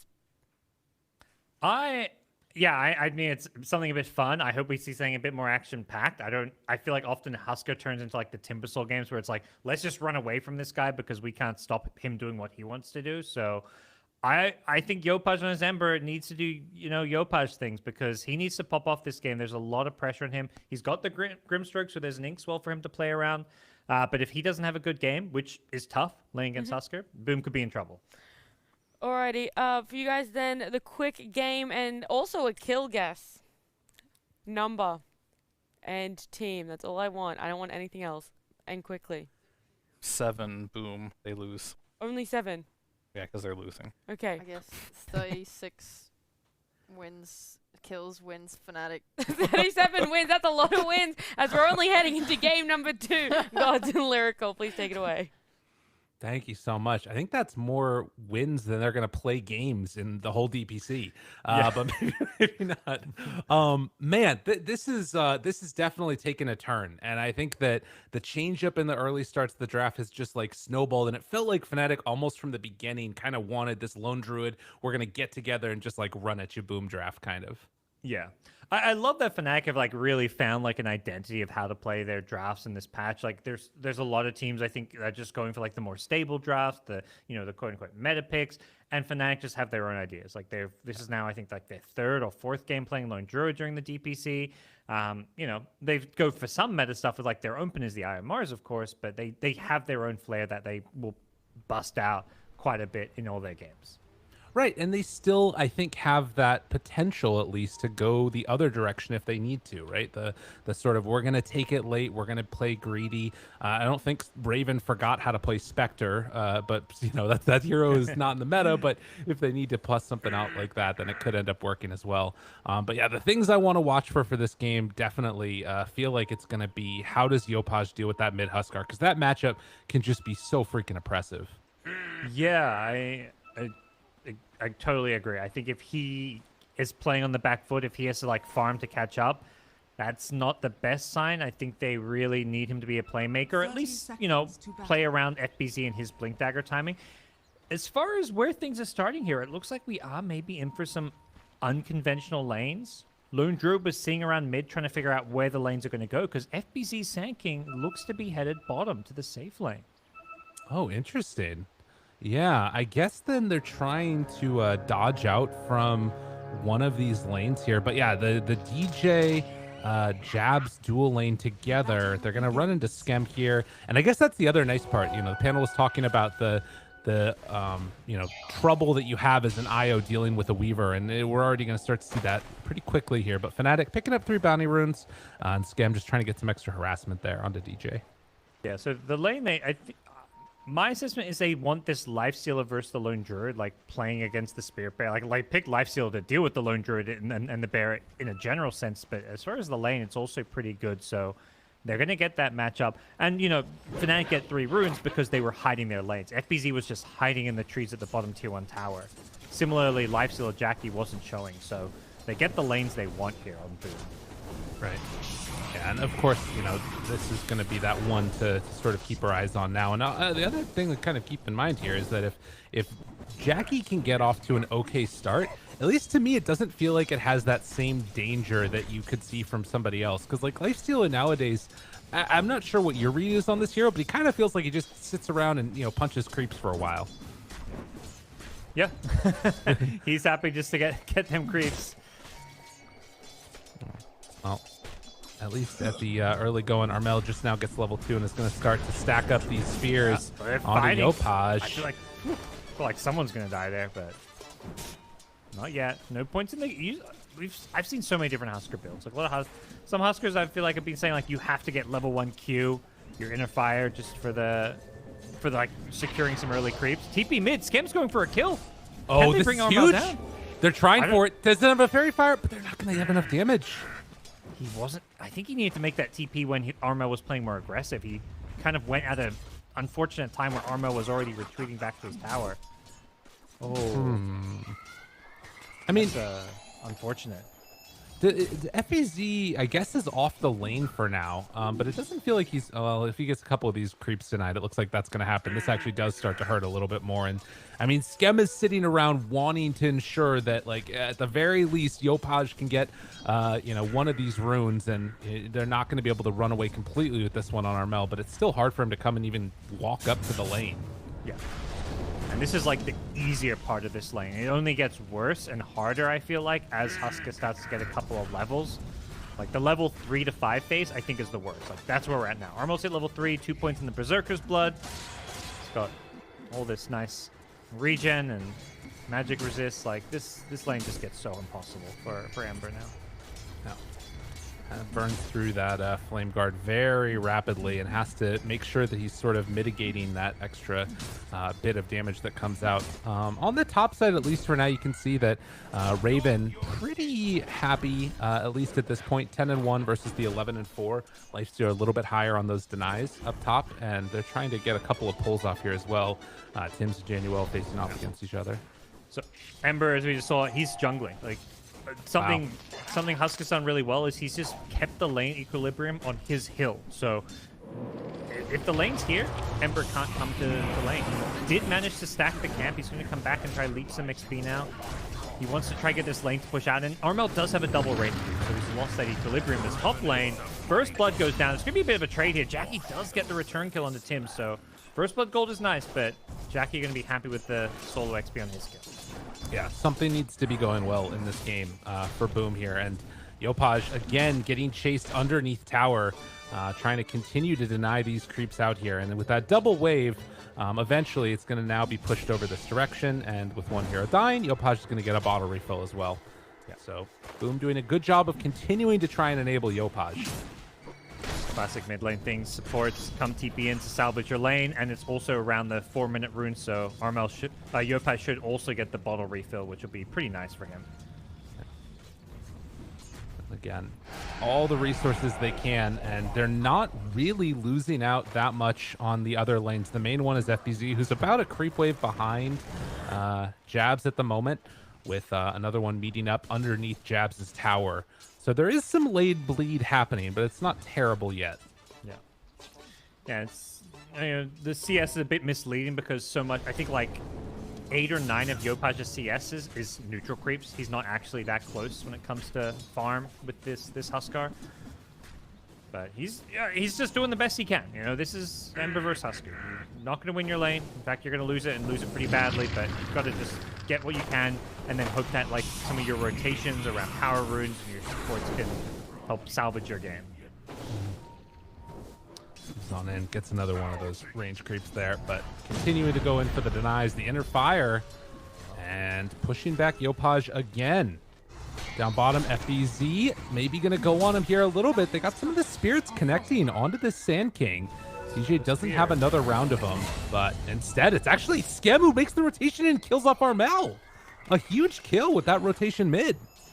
Yeah, guess he just got a bit too aggressive there, and he gets the return kill. That's really nice there for the Ember. That suddenly helps salvage his game.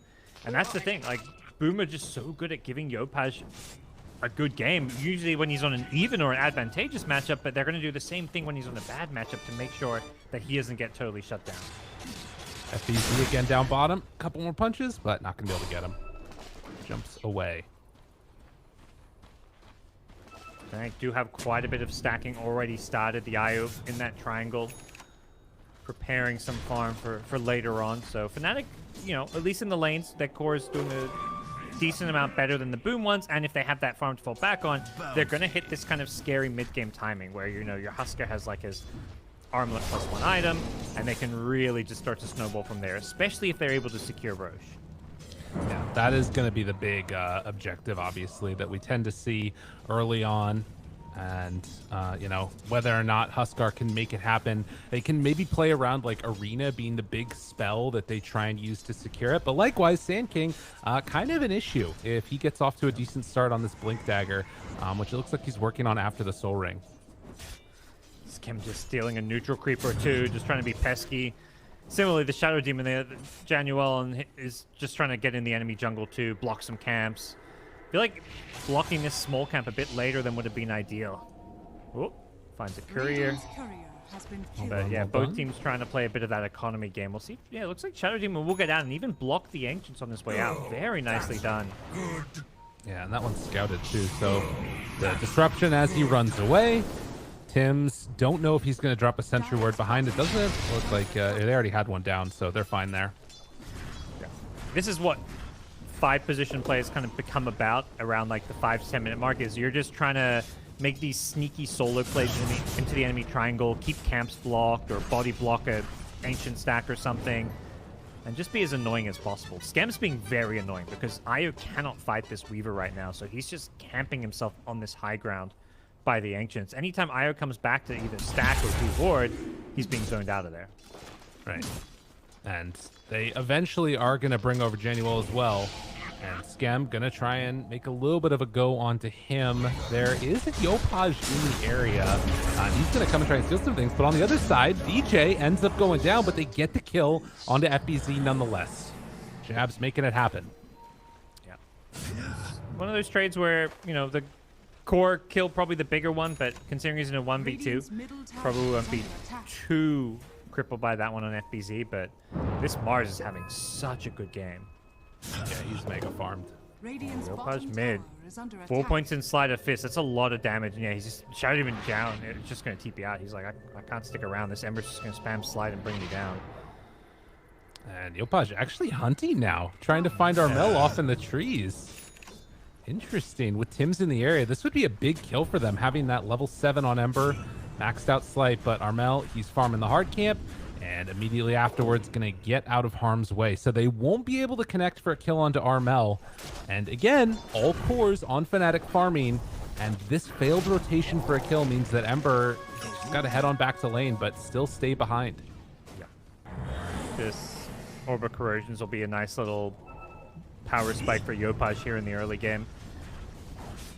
Definitely making DJ's life very hard. The Weaver and Ember are just two heroes that are pretty good at dealing with this IO. Really throughout all phases of the game. Top lane, they've rotated jabs here. They want Jackie, but he's got an infest out. Yeah, and on the other side, again, they tried to get aggro on onto Armel again, but he was able to keep him back and still stay perfectly fine. DJ's behind him now, too. Only the 2 points in the overcharge. Maxed out spirits at the moment. But yeah, again, they've gone for a couple of these plays onto Raven, and he keeps on being able to find that Savage Roar to force back the Lightstealer before he ends up in too much trouble. Yeah. I feel like Raven, every time I watch play Lundra, he never looks like he's panicking or in these bad situations. Doesn't rush a Savage Roar. He's just, you know, he'll wait until he knows he needs to use it. Right. Well, Smoke Up. Heading down bottom, 3-3-0 on the Mars, and looking for FBZ. The smoke breaks, so they know he's over on this side, but it looks like they aren't going to be able to make any type of a play on him right away. It's a tricky one. He's already back to safety, so it does feel like both teams will kind of be forced to just sit back and try play similar kind of economy game. Another kind of low-kill game, which I feel like often happens with Husker games, despite, you know, it sounding like kind of not what you expect from a Husker, but just because this hero is like either when he's unkillable, you just avoid fighting him, and it doesn't have very good catch. So the end result is Husker takes, you know, once he gets his items, he's going to start death pulling down lanes. Oop. FBZ, he gets caught there, tried to burrow strike out, but there wasn't a way. Yopaj makes the rotation in. Raven's still here with the bear. They get the Savage Roar, and that might be enough. No, the stun is going to be there. And then they take down Jabs. So FNATIC, they made the move, but can't quite find anything. Yeah. They've got slightly better, like, efficiency going on the map, like with Armel jungling and the Shadow Demon taking mid, but that's what you got to do if you're Yopaj. Anytime there's a fight happening or a dive on your teammate, you've got to try and turn it around and get that kill trade. So nicely done by Boom to kind of get the trade there. Meantime, Scam moves in, finds DJ, forces him back where he was trying to farm. He's hoping to get towards that mechanism. I mean, that's another underrated side of this, is like playing with this IO. This is their main form of sort of healing save to try and jump in and turn the fight around if things start going bad. And if you can get to that mech at a decent timing, things are going to look really good for FNATIC. It's still less than 1,000 gold lead, but you can feel this sense that, like, at the very least, FNATIC will want to try and play objective Dota fairly soon here. Yep, they do, but at the same time, Boom, they've got a blink on Sand King, so they're looking to kind of play more pick-off Dota. If you want to go for objectives, that's going to fall apart if we start finding some kills. FBZ with the Epicenter initiation on the jabs. They should have the damage here. A second late on trying to throw that spear out, but a great play from Boom, and then they find that kill. Yeah, the Ink Swell was perfectly timed to kind of follow up the Burrow Strike stun, so just not a whole lot FNATIC could do about that. Their tower's being poked and prodded at too, so that top tier 1 should go down, and this is where we see Boom just really starting to make some very effective plays here in the mid game.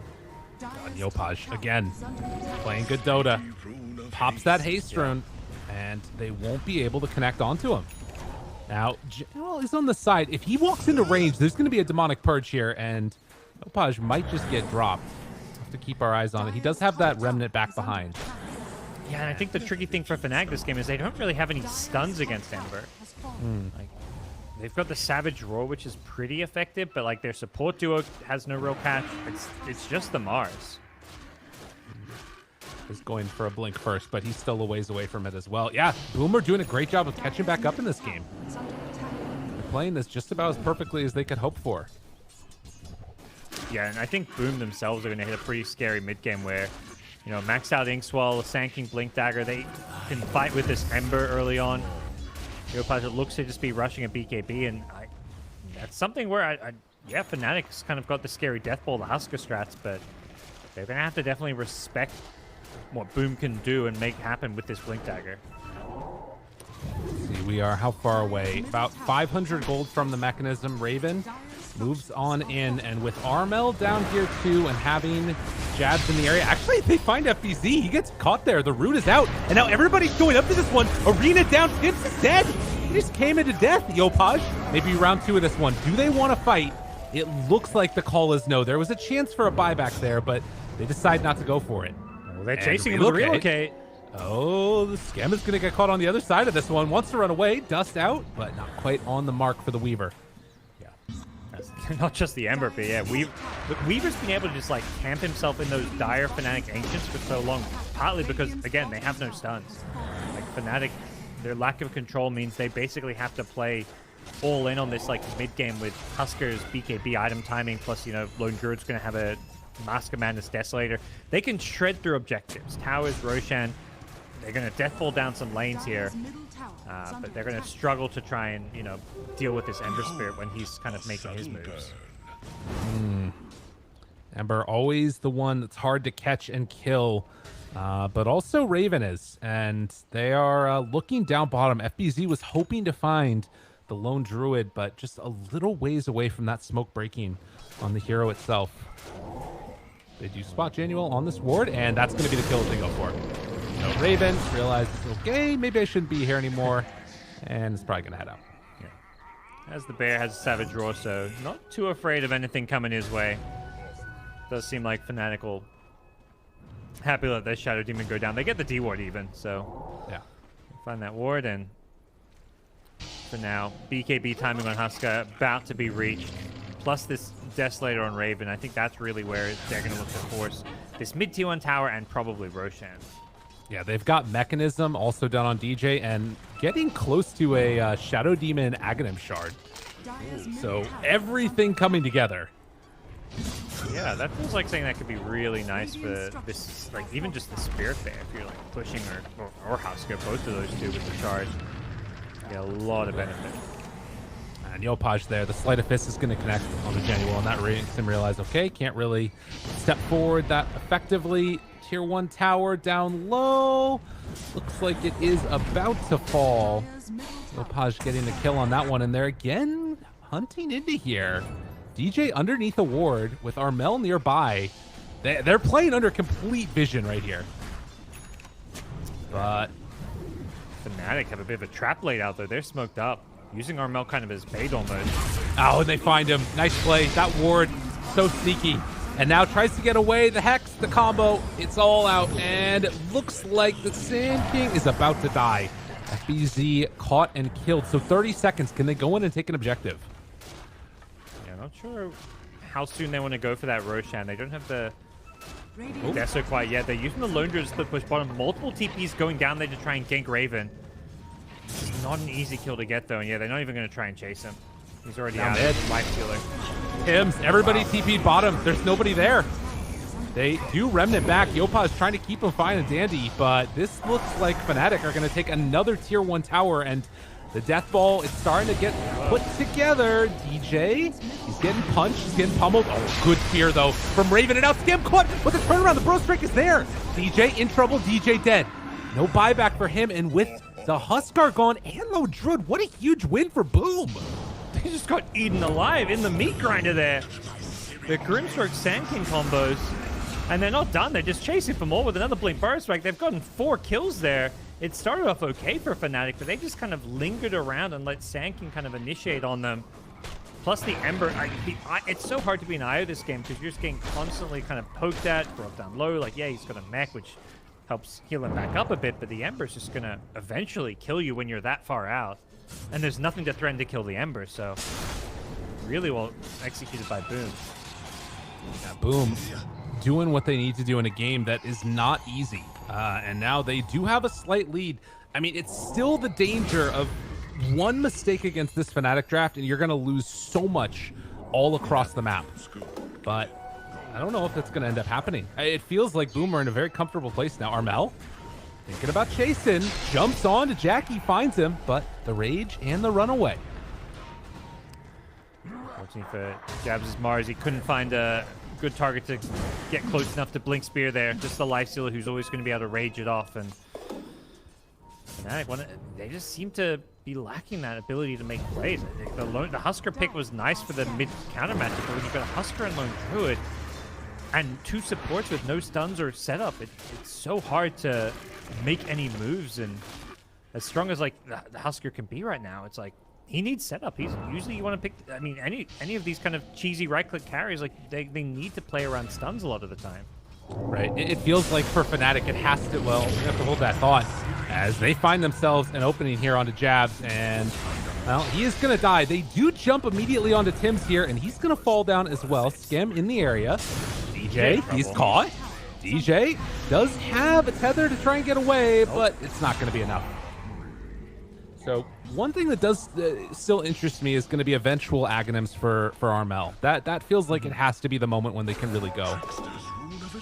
Yeah, when you can force these fights initially, that's going to give you maybe some much-needed catch that they otherwise don't have. But it's Radiant taking. You look at these lives, and you're like, yeah, FNATIC. They got Husker. They're meant to be taking first Roche, probably even second Roche, and snowballing from there. But it's Boom who find a way to get into the pit, and they're going to get this uncontested. All it took was a couple of kills. It's only a 1k gold lead, but Boom sneak one by FNATIC. That is huge. Yeah, that is a really important point there for them. And like FNATIC, I mean, I don't think this is a lineup that you necessarily just want to go AFK and farm with, but they're going to smoke up. The bear is not smoked, and they have not run through a ward yet. We'll see if Tim's gets caught here. He's hiding in the trees. They just want this tier 2 tower almost, it feels like. It's so low. Yeah. Mars is there. Tim's caught. Arena, Spear, they're ready to go. Round 2 of this now. BKB out from Yopaj, trying to get some damage there onto Jabs. Do they have enough? The epicenter for the turnaround, but do they get the heals? It's off already from Io. He gets him away. Nice relocate out. Not bad, They'll not bad. The Io, but that's, yeah, they're happy with that one, I think. I mean, it's a support for support, but they force all those rotations bottom. Like, they're kind of at that point in the game where, okay, they'll lose DJ, where if you're FNATIC, you're thinking, we just got to buy out time and basically wait out this Aegis. So trading supports, getting some farm elsewhere on the map, you're okay with this. Yeah, and they don't get that tier 2 tower, notably. Yeah. But right back the other way. Boom instantly kind of smoking up and trying to see who they can find. Raven's still sticking around here. He may be a viable kill for Boom. Anywell is nearby. They have, well, there's the cleanse, and now the save afterwards. Purge used onto Yopaj. The Burrow Strike is through. Now the jump forward jab, trying to do what he can to turn this back around. Will it be enough, though? No! They won't be able to make anything else happen. And in fact, Jabs is dead. Boom! Make a huge turnaround over the last couple of minutes, and now they find a third. Why not? They're just hunting from one kill to the next. It's just like, feels like constant skirmishing, and they're kind of doing this all without Jackie's lifesteal. He's 2-0-2. He's not being completely missing from this game, but it's definitely not like having an active presence compared to someone like Yopaj, who's been in 11 of these kills, and FBZ Sanking 12 of them. Like, FBZ Sanking is just everywhere, it feels like right now. He had a bit of a slow start and he's died a few times, but he's making sure that Boom force these constant fights and keep killing these FNATIC heroes. Right. Yeah, if they can stay on top of them, and particularly now this BKB, if he can stay alive at the end of it, like, they don't have much right now, FNATIC, to deal with the BKBs. Part of the reason this lifestealer pick was so smart. And, well, DJ caught again in the trees, in the jungle, will not be able to escape. Man, Boom, they just don't stop. Coming at him again. Again, the classic Yopaj Ember tree that feels like here. 5-0-7. Just constant fighting and playmaking. It's got great heroes to kind of play around in the Sand King as well as Grimstroke. Honestly, my MVP so far for Boom has been Skem's Weaver. The way he kind of played that early game, constantly messing with the IO, stopping these stacks from happening, and just giving all this vision. It's so nice playing a hero like Weaver when you're up against no stuns. He's just been a constant nuisance for FNATIC and really enabled the rest of his team in such a big way. I'm wondering now, like, for Boom, is there any worry at all about that eventual Aghanims coming on Huskar? Do you think that they're fairly comfortable with, like, even just playing this? Like, do they need to keep this pressure going? 'Cause the Ags is here. Yeah.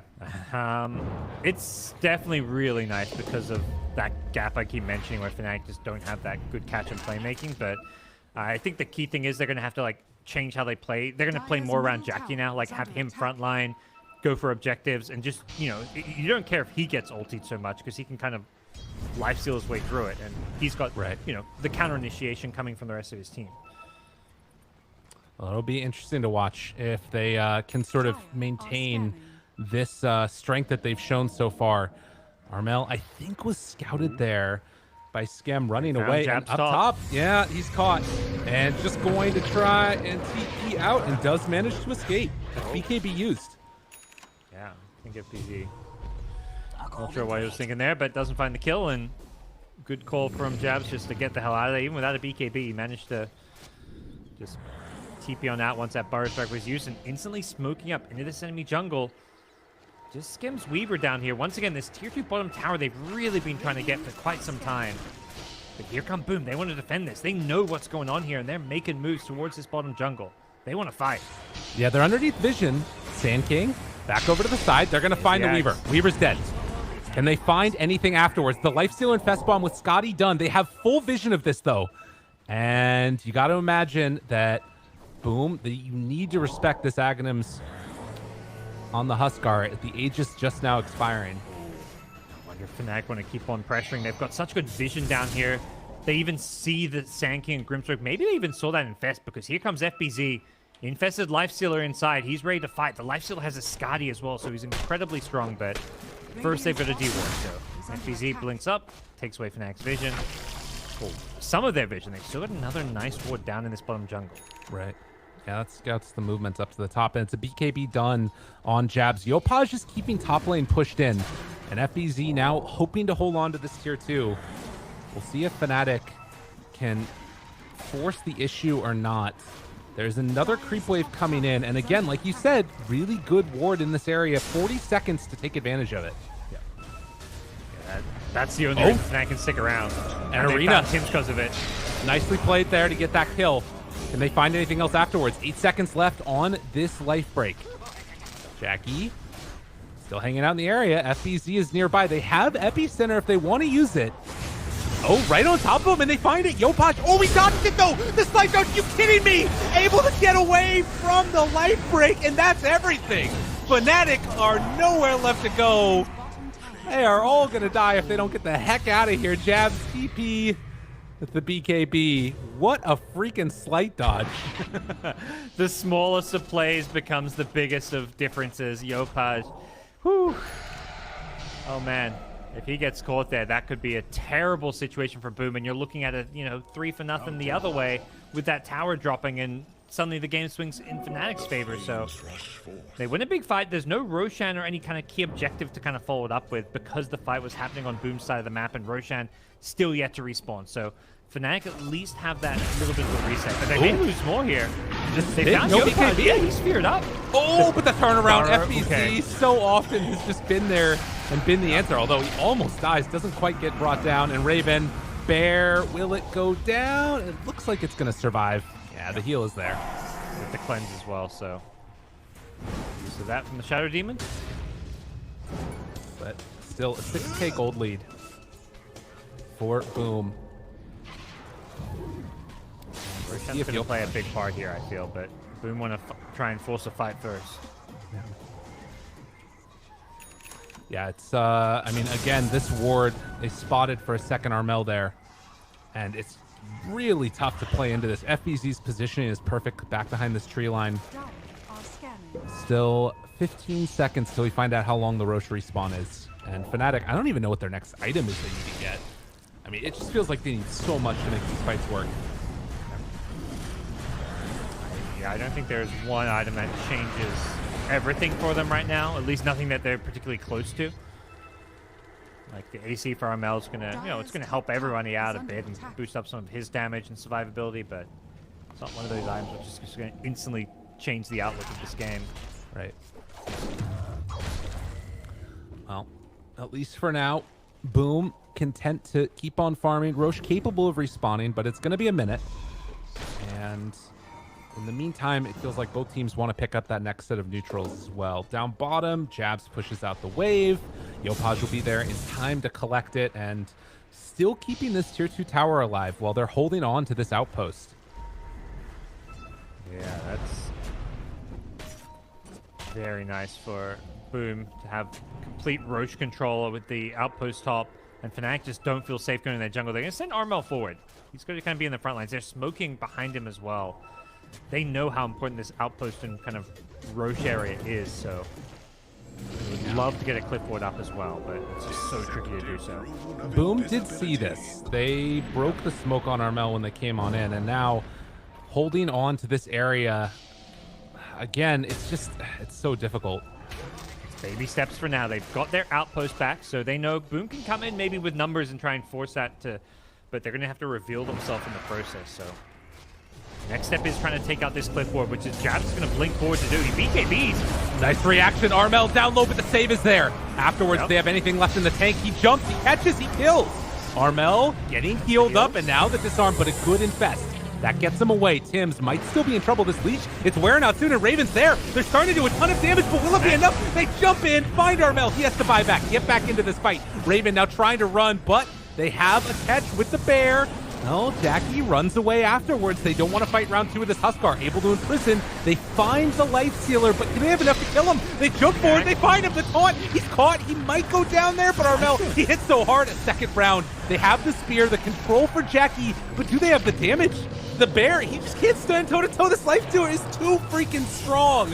And Yopaj right there as well. Looks for the catch, and they'll find him. That's huge. Silence for the moment. The spear to follow, and they get the kill. Jackie wants to run in. He has to do it alone here. They don't have Yopaj.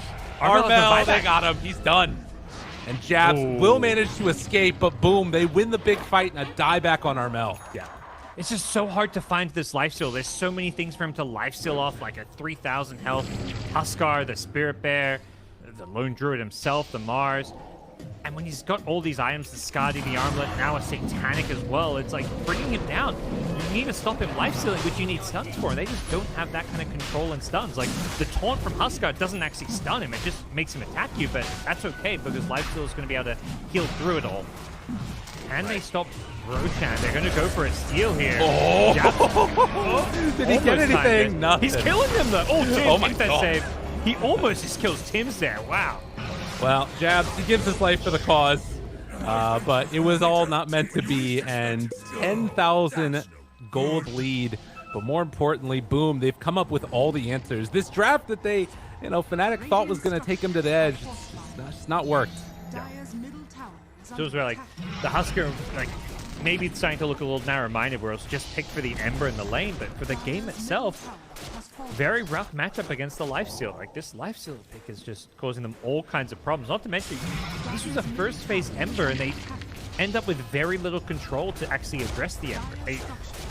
They thought it wouldn't be a problem because they can address it in lane, but what happens when you just don't, crush all your lanes and snowball from there is that suddenly Yopaj is playing Ember in a game where it just feels like he's got no counter. And let's be real, like, Yopaj, this is not the first Huskar that has tried to counter him in lane, whether it be in pubs or whether it be in pro games. It's happened before. It's not the first one to happen this week. It probably happens to him all the time. So finding ways to deal with Huskar in lane is something you have to do as an Ember spammer. Yeah. So from one lane to the next, boom, they get the mid lane of Rax, and they go in for top now as well with this Aegis lifesteal in the front lines. See how FNATIC address this one. They've just got to get in there at some point. So Jackie is just not the target when to go on. They get burst struck. Oh my God, the save is there. Finding the backline Jabs, but they're not even catch. No spear. Tips gets away. And Armel pops the BKB, turns now, wants to kill FBC. He's done. Can they get any more? Needs to inner fire. It's not enough. And Armel is going to die. 80 seconds on the sideline. What more can they do? I don't think the answer is anything, as FNATIC are going to lose their entire base. One bear left, and I think that, boom, they're going for it all. Yeah. It's just feeling like there's nothing like Lone Druid can do. Like, he had a good lane, but he just doesn't have a good game itself.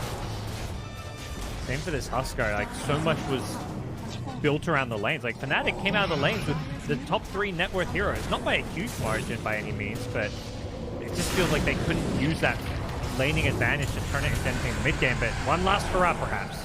Yep, and Jab will get saved for the moment, but he's coming out into a whole world of hurt. The root was there also to stop DJ from connecting with the tether, and GG is going to be called. FEZ rightly giving some props to Jackie, who was the one that really held it down in that top lane. This Lifestealer is such a perfect answer for the Lone Druid. Yeah, games like this is where you look at what Jackie brings to the table. As, you know, he wasn't on Boom at the start of this DPC season, but he got brought in later on, and he really showed up and delivered. Like, yeah, you can look at Yopaj's Ember. He played a good game, had a rough lane, but this game was well and truly carried by Lifestealer. Absolutely flawless from Jackie from start to finish. And I think for Boom, just showing good patience. Like, it's very easy to tilt or feel like forced or rushed to make moves when you have such a bad lane like the Ember did mid, not to mention some of their other side lanes which didn't necessarily do amazingly well, but they just waited till their timings kind of came online. They were the ones getting Roshan against the Huskar draft, so really well done by Boom. Yeah, heads up play. And I mean, I think that you said it really well earlier when you mentioned like single-mindedness, that there was this idea of how they wanted to win the game. You don't get anything like beating Boom that free, that easily. This is a top-tier team in Southeast Asia, and we're going to see if, as we go to game number 3, if they got more tricks up their sleeves. For now, we're going to go a quick break. When we get back, the panel's going to break it all down. We'll see you then.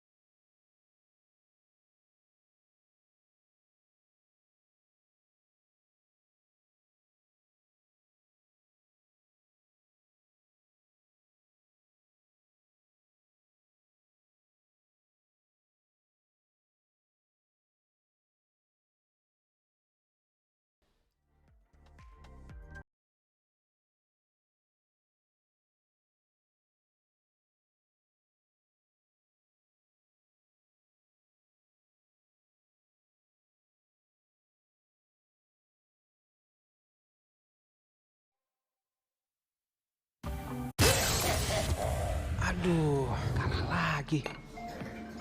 Iya ya, coba tadi pakai skill itu. Ya. Thank your losses.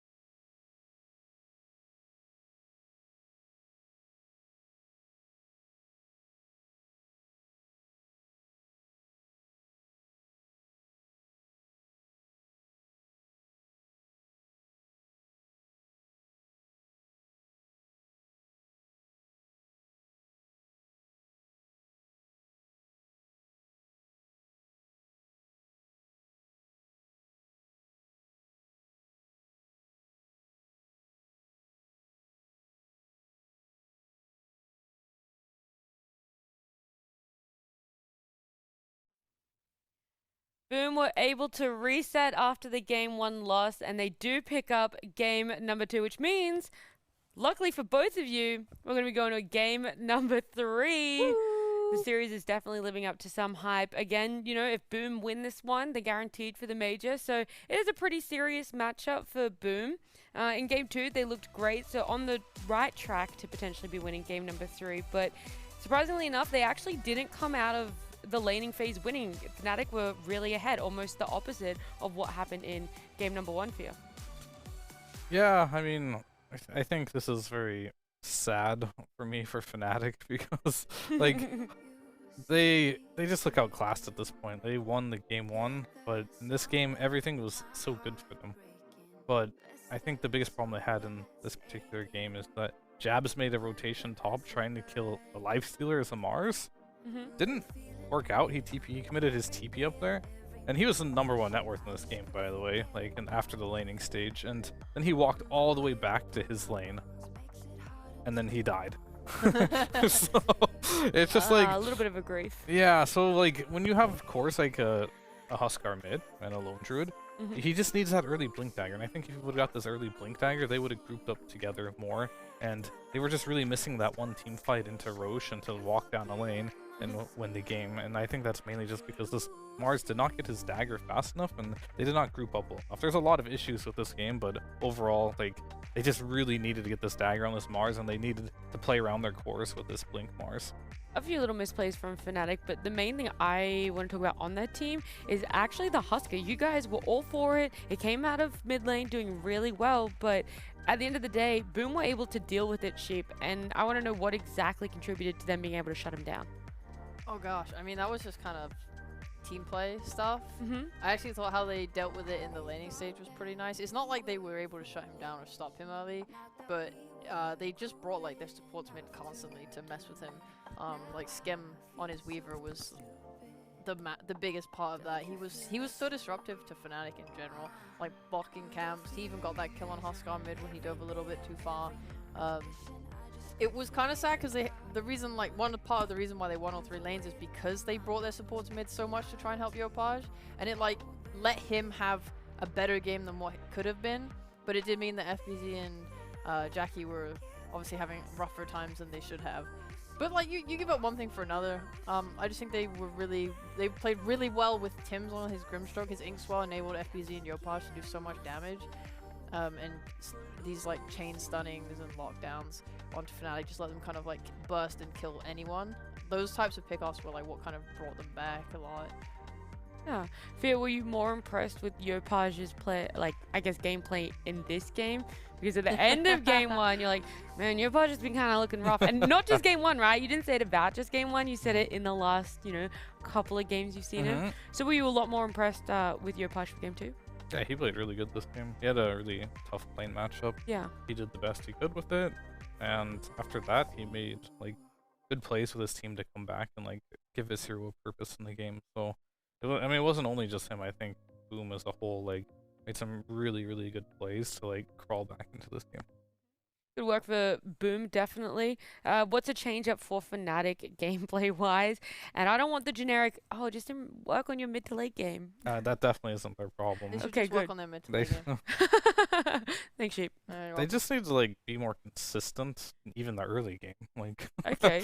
Like their early game was like bad, honestly. Like their laning stage was great. I don't consider that the early game. I consider it like 10+ minutes, right? Like from there on, like they just didn't have a clear direction. I saw Jabs was just like farming jungle creeps while they're making a play on the enemy tier 2 bottom, and I think all 3 of them died down there from FNATIC, and it's just like it's very uncoordinated, and I think they really need to focus up, and like when they win their laning stage, just group up and do what your draft needs to do, and that'll change from game to game. But this game, Jabs needed to play around as Huskar and Lone Druid as they hit buildings.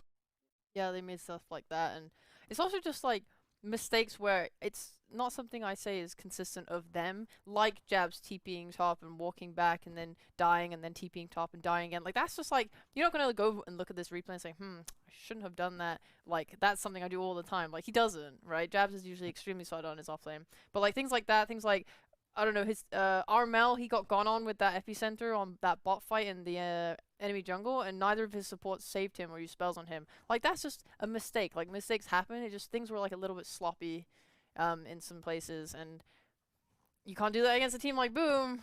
Not. Boom will take advantage of anything that you give them. And with that, we are going to be heading to game number 3, which will be happening after this break.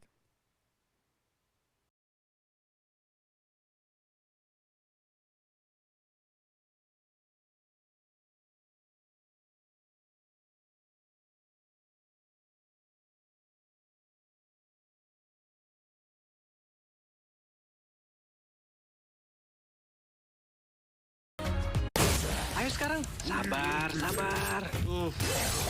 Aduh. Kalah lagi. Gue salah di mana sih? Iya ya. Coba tadi pakai skill itu. Yes. Thank your losses.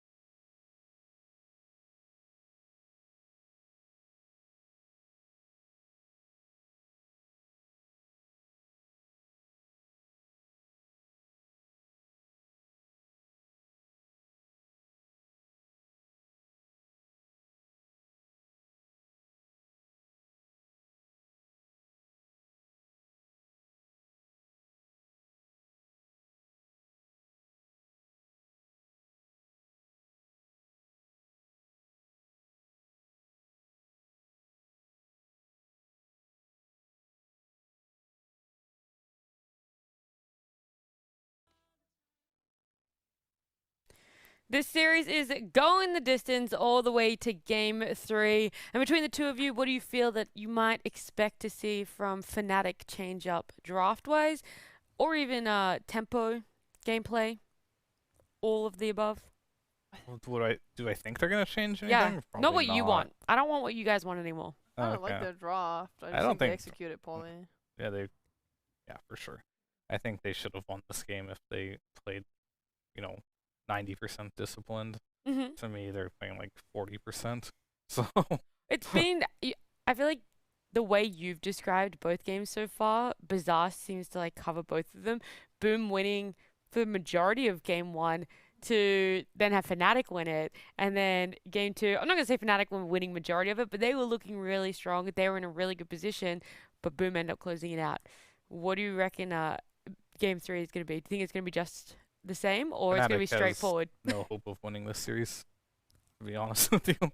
FNATIC has no hope winning this series. They're just completely outclassed here. I've seen 2 games now, and I think going into this 3rd game, unless Boom have like a stroke on their keyboard or something. I just don't see them losing the series. I really hope that doesn't happen, by the way. Game 1 ended, he's like, Boom can't win this. They're tilted now. It's over.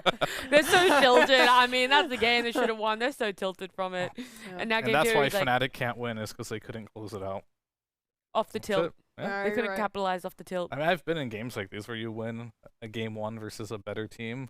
You go in game 2, you're kind of winning, then you get dumpstered, and it's just over. Like, I'm sorry, there's no comeback anymore. You don't think mentally? Yeah, I don't think so. I think like at this point they just feel completely outclassed, and they're gonna make even more mistakes than they did last game. So that is my prediction. Yep. But we'll see if Do you- FNATIC can fight that with power of will and friendship, Friendship. Let's and go. overcome with this Power of obstacle. friendship. I mean, I'm mildly concerned because they did win the draft last game for FNATIC, so Yeah. there's a chance that could happen again, and this time they do play out their draft properly. Like what Jabs did last game is an obvious mistake. It's not the small details and the slip-ups and the, not using your spell at the right moment type mistake. It's like, yeah, I'm not going to do that. I understand my blink's important. I'm just going to get it this time. Yeah. So, It's crazy because I feel like almost every time you've talked about the FNATIC roster sheep, you're always like, Jabs, solid, consistent, one of the best Yeah. things. And then unfortunately in game 2, he just, Cursed the them. first time, just I'm wasn't sorry. that. I'm sorry for cursing. I mean, he's doing that on purpose so Boom can win. Bro, trying to use like it's They're like, on to me! it's like reverse psychology, but reverse panel cursing, where you say really nice things about the team that you don't want to win. Oh, but I mean, I talk about Jabs because he's an offlaner and I'm extremely biased towards them. My heart is full for them. I mean, I just... All the offlaners. Yeah. I mean, I'll be real. I mean, I think he'll be fine this game. He's not a bad player. Like I can't call him a bad player. He's not inconsistent either. Like I think last game was just a bit off, and that I think they'll probably just come together as a team to say like, you know what, guys, just relax, keep it, It was easy an breezy, anomaly for do him. it. Yeah. The Yes, game- and Hoodwink's in the game. Let's I go. mean, the way I see it is like, game 1 was shaky for Boom. Game 2 was a little shaky for Boom. So this is gonna be their clean game. Oh, is that how that works? I You just think get so. the shakes out? Okay. Yeah. Well, we got DJ Hoodwink, so this is already like... So you think? Okay. Yeah, you're right.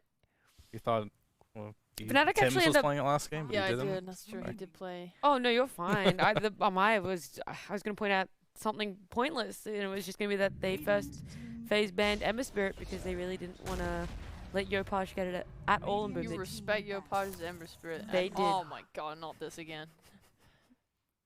Oh, You have a Please problem fill with the me in, Dusa? sheep. Yeah. I'm sick of it. Every team just keeps picking this Dusa in first Every phase. team's picking the Sand King and Hoodwink, and you're not That's complaining. because those heroes are cool.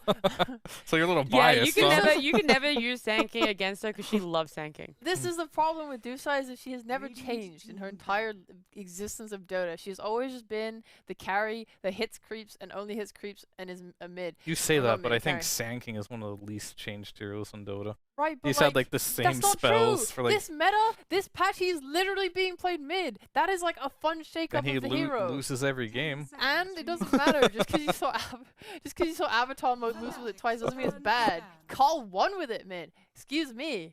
Pretty sure you quoted that Sand King mid is bad. No, No, she was keen for it. I'm I think keen it was for every Sand King. gods. Yeah. Okay. How dare you? No, you definitely said No. mid Sand King is not good. No. Okay. Would never say anything bad about Sand King. He's the coolest hero in Dota. After Snapfire.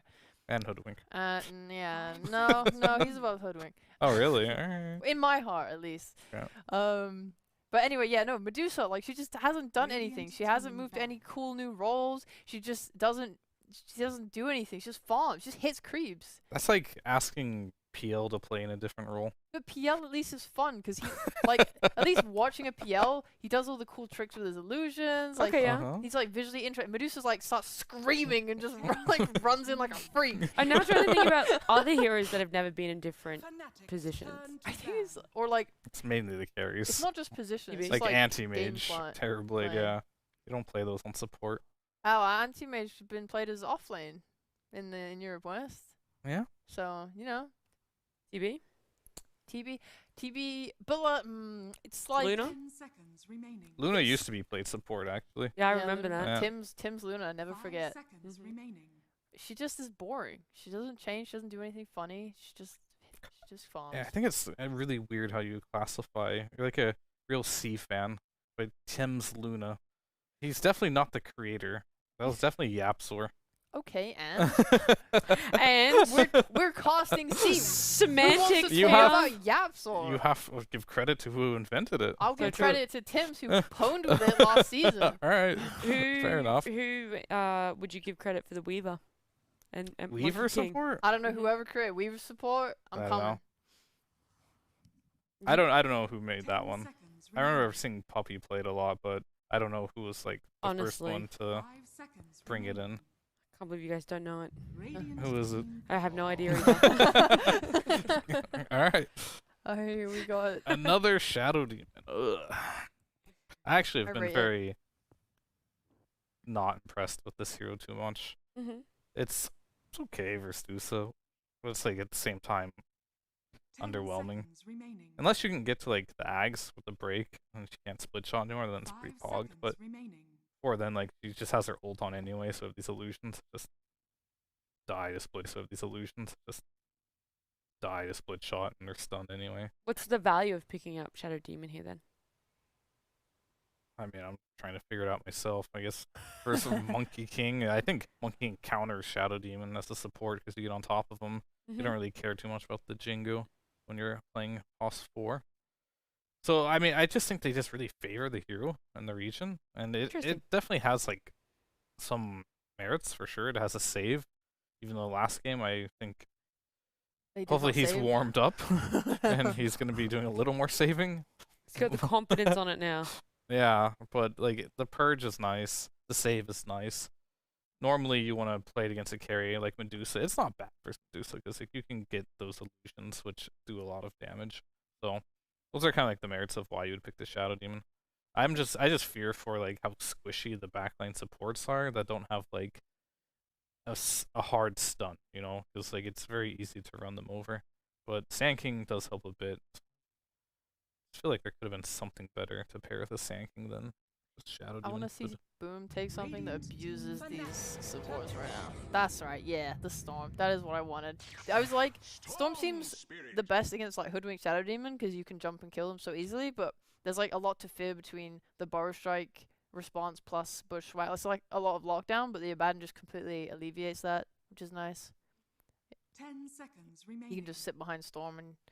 Yeah, that's the backline killer that they needed for sure. Where Ember would have been good too, but that was banned, right? So it's like between Void Spirit, Storm. It just seems that Boom. I haven't seen them like favor the Void Spirit very much. I see a lot of the Ember and Storm, but no Void Spirit. way cooler. He knows. He's just on our wavelength. Gosh. Yeah. Hey, they could be. They could be. FNATIC's last pick, now that they know the mid matchup, is that the hero you'd like to see them pick up here? Which one? For FNATIC, just picking up a mid hero. Oh, yeah, I mean, I'd like to see him pick a mid. Right now, it seems that, like, Armel's been cheesing pretty hard. And, like, picking his hero later and ignoring his mid matchup, which I don't think has been great, so to speak, because it sacks the other lanes potentially. However, in this matchup, I'm not sure what he wants to play. Like, I know he would win for Lina if it was in the pool, but he's playing versus Dusa and has a Storm in lane. Very curious on what he thinks is the correct pick in this situation. Invoker in the game? Does he play much Invoker? I mean, it could be really good.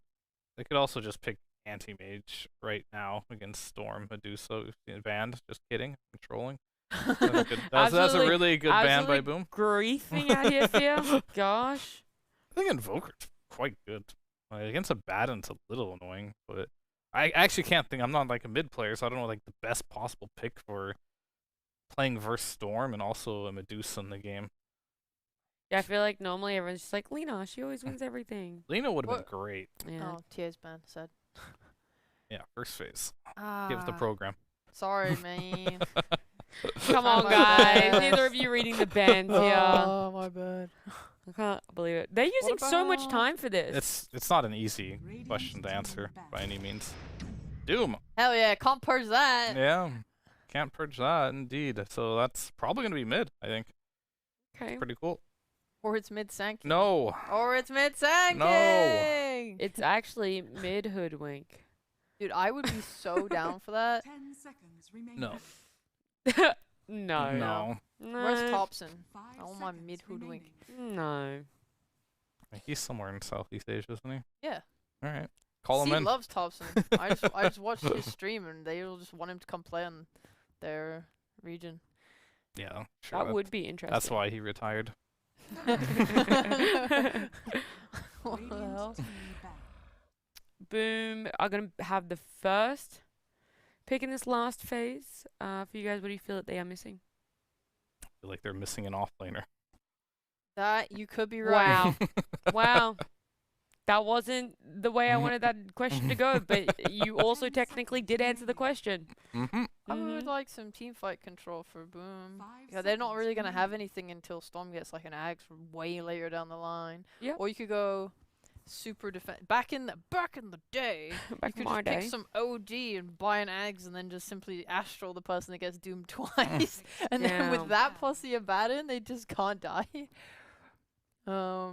Yeah, that'd be pain. Cause you can't Absolute purge it pain. off either with Shadow Demon. Hmm. But in this day and age, probably not gonna do that. Radiant Why do you think team it's less viable? I don't know. They just nerfed OD pretty hard. I don't think we've seen him at all anymore. Poor boy. I want to see a stun here or Brewmaster. I think Dead. Brewmaster. Get with the program. Yeah. Well, can they unban it? Can they Maybe. unban it? Pick So it? what stun could they possibly go for that would be good in this position? Like, Centaur Warrunner. Ult 5 away when you seconds get doomed. remaining. Free. yeah, that's not bad. But I'd rather see like a Tusk or something fun. Yeah, something fun. Yeah, I'm sold. I want to see Tusk. I trust you. I Pretty also good. want to see Tusk. It needs to be fast-paced, in my opinion, because Deuce is very slow. Abaddon also is very slow. So they need something that is Mazel's fast. still in the pool. Well, That's like such a boring pick. yeah, I'm but he's so cool. bored. I'm so glad you finally described another hero as boring. I like Mars, and he's team fight ult. that I Mars wanna- is the void spirit of the offlane. Yeah, well, Who's the That's void true. spirit of the safe lane? Medusa? Medusa. No, 10 no. seconds remaining. I'm in their brain. Who's Oh, the void spirit of support?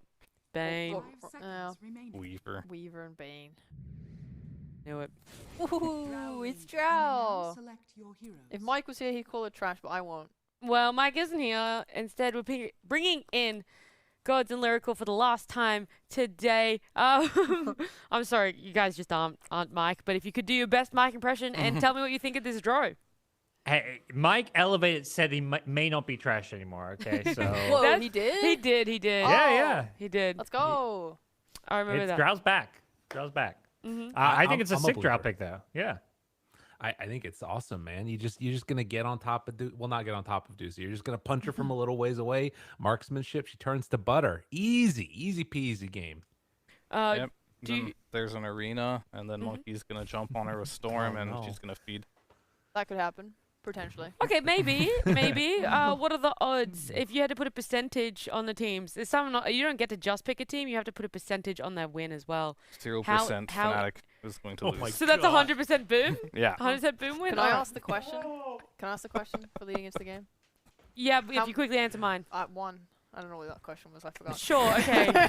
Ask it. How many times will FBZ Arena knock Tim's off his trees? 3.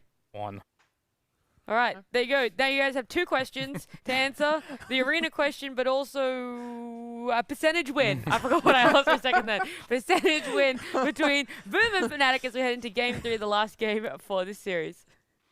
Thank you so much, Nat. That was a lot of numbers thrown at me all at once. Yeah. I'm gonna invert it though. I'm gonna say he's gonna get knocked off 0 times, and the percentage chance is 3, but it's less than 3. It's a lovely chance that they're gonna win it. That was good, right? Less than Maybe? 3%, or Well, I mean, it was a heart. Is the idea, right? oh, you're on my other screen, so I'm not totally looking at you, but I like Gotcha. it. I like it. I think draft-wise, it's going to be tough for Drow. Like, I like to pick against Dusa, but obviously there's a lot of things that make Drow's life hard. But what I do think is good for Fnatic's draft, this Doom pick, I think, was a nice little adjustment for them. And I think Doom's kind of set up to have a good game. So, I think Boom walk away with a bit of a draft edge, but not one that Fnatic can't overcome.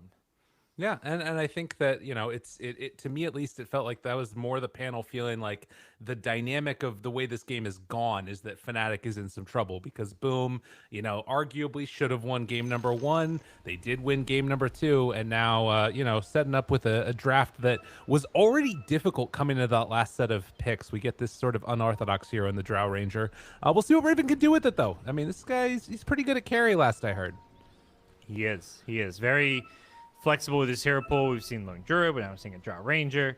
He plays the standard stuff. He plays some of the kind of more out there stuff. So a lot of pressure on him this game as far as some of the heroes he's playing up against. But I don't think there's going to be a lot of pressure on him as far as like the tempo of the game initially. Just because, you're against Medusa, and they're going to be looking to stack a lot of jungle camps for Medusa. But once Storm gets like that BKB item timing, that's when the game can get tricky. Absolutely. And I think that at least the one nice answer that you kind of have with Drow against the Mars is that you can throw out those multi-shots when the arena goes up. So there's like, it's not all terrible. It's pretty bad, but it's not all completely horrific yet until the BKB. So maybe I'm betraying a little bit of the sense that this actually could be a little bit tougher. And we'll see. But bounty runes. Annual moves on over with DJ, tries to steal it, but Yopaj a little bit quicker getting there. Yeah. And Boom are going to get 3 out of 4. Nice little start there, bringing in the top 2 heroes to secure it. And this time around, it doesn't look like there'll be any shenanigans with the lanes. I think partly, if you're Boom, you're not looking to swap anything up because you are just looking to do like a more standard set with Medusa, have your 4 position in the off lane, stacking some camps. And this feels like more like maybe classic Boom draft where we're going to have a lot of those. Last game, same thing, but this game with the Yopaj Storm, it's going to be all about those like Tim's rotations to really set him up for success. Yeah, it's the type of move that you need to make sure you can scout out those movements. And at least for now, we aren't seeing any wards in the area for the Dire at all. And Yopaj already getting a chunk of damage onto him from Armel. Gotta be careful. Caustic is tough along with the Bro Strike. I feel like I've seen a lot of solo kills in this mid lane the last this week in general. Like in the T1 Boom series it was happening. I think it was RSG Talon, there were some solo kills mid, so wouldn't be surprised if one just happened to come in this game because maybe mid laners just feel like, oh, we're in a game through decider, pressure's on, I want to step up. Yeah, take chances that they might not otherwise take. And that could very quickly lead into a kill. This game is botting them bottom. He's like running at them with a Photic Shield, taking range creeps. He's having a great start to kind of securing Medusa's lane. This ABBA has just risen so much in stock for me in terms of how strong I feel like this hero is. Because I feel like for a while, some people would pick taking it, but now it's just like every game you have to think about it, and some heroes he just completely dismantles. As again, Yopaj taking some damage from those creeps there, and Armel is just going to have a pretty nice round of extra hits there as up top, or rather bottom, jabs, keeps that pressure onto Skem, but he can still stand there and just go to toe-to-toe with them. He's still got a salve, got mangoes, he's good to go. Oh, the Vortex at the bottom rune. Yopaj steals Sandking's rune, and he's not going to get the top rune. That was actually really impactful. So they both ran bottom rune. Armel stunned him, thinking he would have beat him to it, and then Yopaj used the Vortex to just barely get it before him. And there's no top rune, so... Time for somebody on Fnatic's feed is what I'm hearing. Yeah, exactly. He's like, DJ, you want to go dive? Or, who's going to do it? You can't leave Raven alone. We'll see if it ends up happening or not. Yeah, it's one of those, kind of small things that can have a big influence on how this, this mid lane goes. Like, Armel's going to have to play a lot more defensive as a result. Yeah. He's losing these last hits under tower and stuff. It's just... gets a bit rougher. Yeah, it's very annoying to deal with. Ooh, Spear, the Boundless Strike. Good amount of damage there onto Raven once he gets chased down, but the Disruption, that might be enough to stop the pressure. And in fact, with the 3 stacks up there, Tim's actually has to back away. Mid lane on Mel getting very low. Okay. All right, nobody fed, nobody refilled this bottle. Gonna get reported. Oh, and Storm's going to steal his bounty rune. He did that just to push out the lane, and now this is just like brutal. He's just trying to completely like dig Armel into his grave. And meantime, they do get that. So a nice little kill there on the creep, or on the courier rather. I like this from. I think Armel's just gonna walk back to base now. Like he just pushed out the wave. He literally bar striked a creep wave, like used up the rest of his mana. And he's gonna walk on. Like this is what you just gotta do when your enemy is like putting all their resources into denying runes from you as a mid laner. Just try and farm out one. Basically, farm as much as you can, and then do the walk of shame. All right. Yeah, and that at least buys a little bit of extra time there. So the early battle in the mid lane, it's worked out to be fairly even. And I think that probably Sand King gets back before he loses that many creeps at all there. And then meanwhile, on the other side of things, you can see that FNATIC pretty far behind in the other two lanes, almost 2 creep waves worth. Although it does look like at least they're coming into the Radiant side or the Dire side right now, as Tim's is already on top of Raven up top. Yep.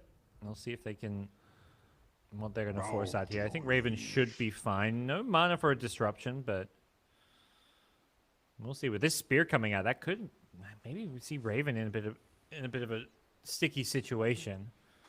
Yeah. They do have some tips. They're going to go back and forth there between the two of them. Sorry, misclick. Nice. But yeah, we'll keep our eyes on this Raven Drow. If she's able to dodge away or if it's going to be a hit. Also has a magic wand ready, but no, pulls her in. Nice chunk of damage. 7 stick charges, 8 of them now. Raven wants to live, but will it quite be enough? First blood looking like it might go their way. No, not able to finish it off. And Januel also taking some punches, but we'll get the salva. Yeah, I think he dropped his Brand's Head just to try and, like, at first Januel was trying to body block, but he was just too slow. And then he's like, oh, I can't catch up. I'll drop a tree to try and save Raven. But Raven just barely got away. So, still, it was really good damage from Boom. Even though they don't get the first blood and the kill there, they're putting a lot of pressure on and putting this Drow on the back foot. So, all lanes going well for Boom here. Yeah, and on the meantime, it does look like Armel is going to be able to go for the Burrow Strike and finally get a bottle refund. And that had to happen at some point. Yeah. The other thing is, like, even like CS-wise, it's like, you know, they're losing CS in most of these lanes for FNAC, but they top lane Raven, they once again they get the jump here. This Monkey King just so annoying to lane against. Nice slow though. They turned around with the Frost Arrows, and that keeps them alive. But yeah, I mean, Raven is so low right now, and they don't have a salve again. They've got tangos coming out, but that's it. Yeah, I don't know if that's going to be enough. Raven, see if he sticks around. He's going to get past those tangos, so yeah, he will stick around. But this is very rough for him in his lane. Back at mid, DJ now with the Abaddon rotation. He thought he had the Storm, but it's the Storm who has him. First blood goes Yopaj's way. Big pick off. Nicely done. So getting some extra juice there for Yopaj. Level 6 online. And, I mean, again, Armel's going to be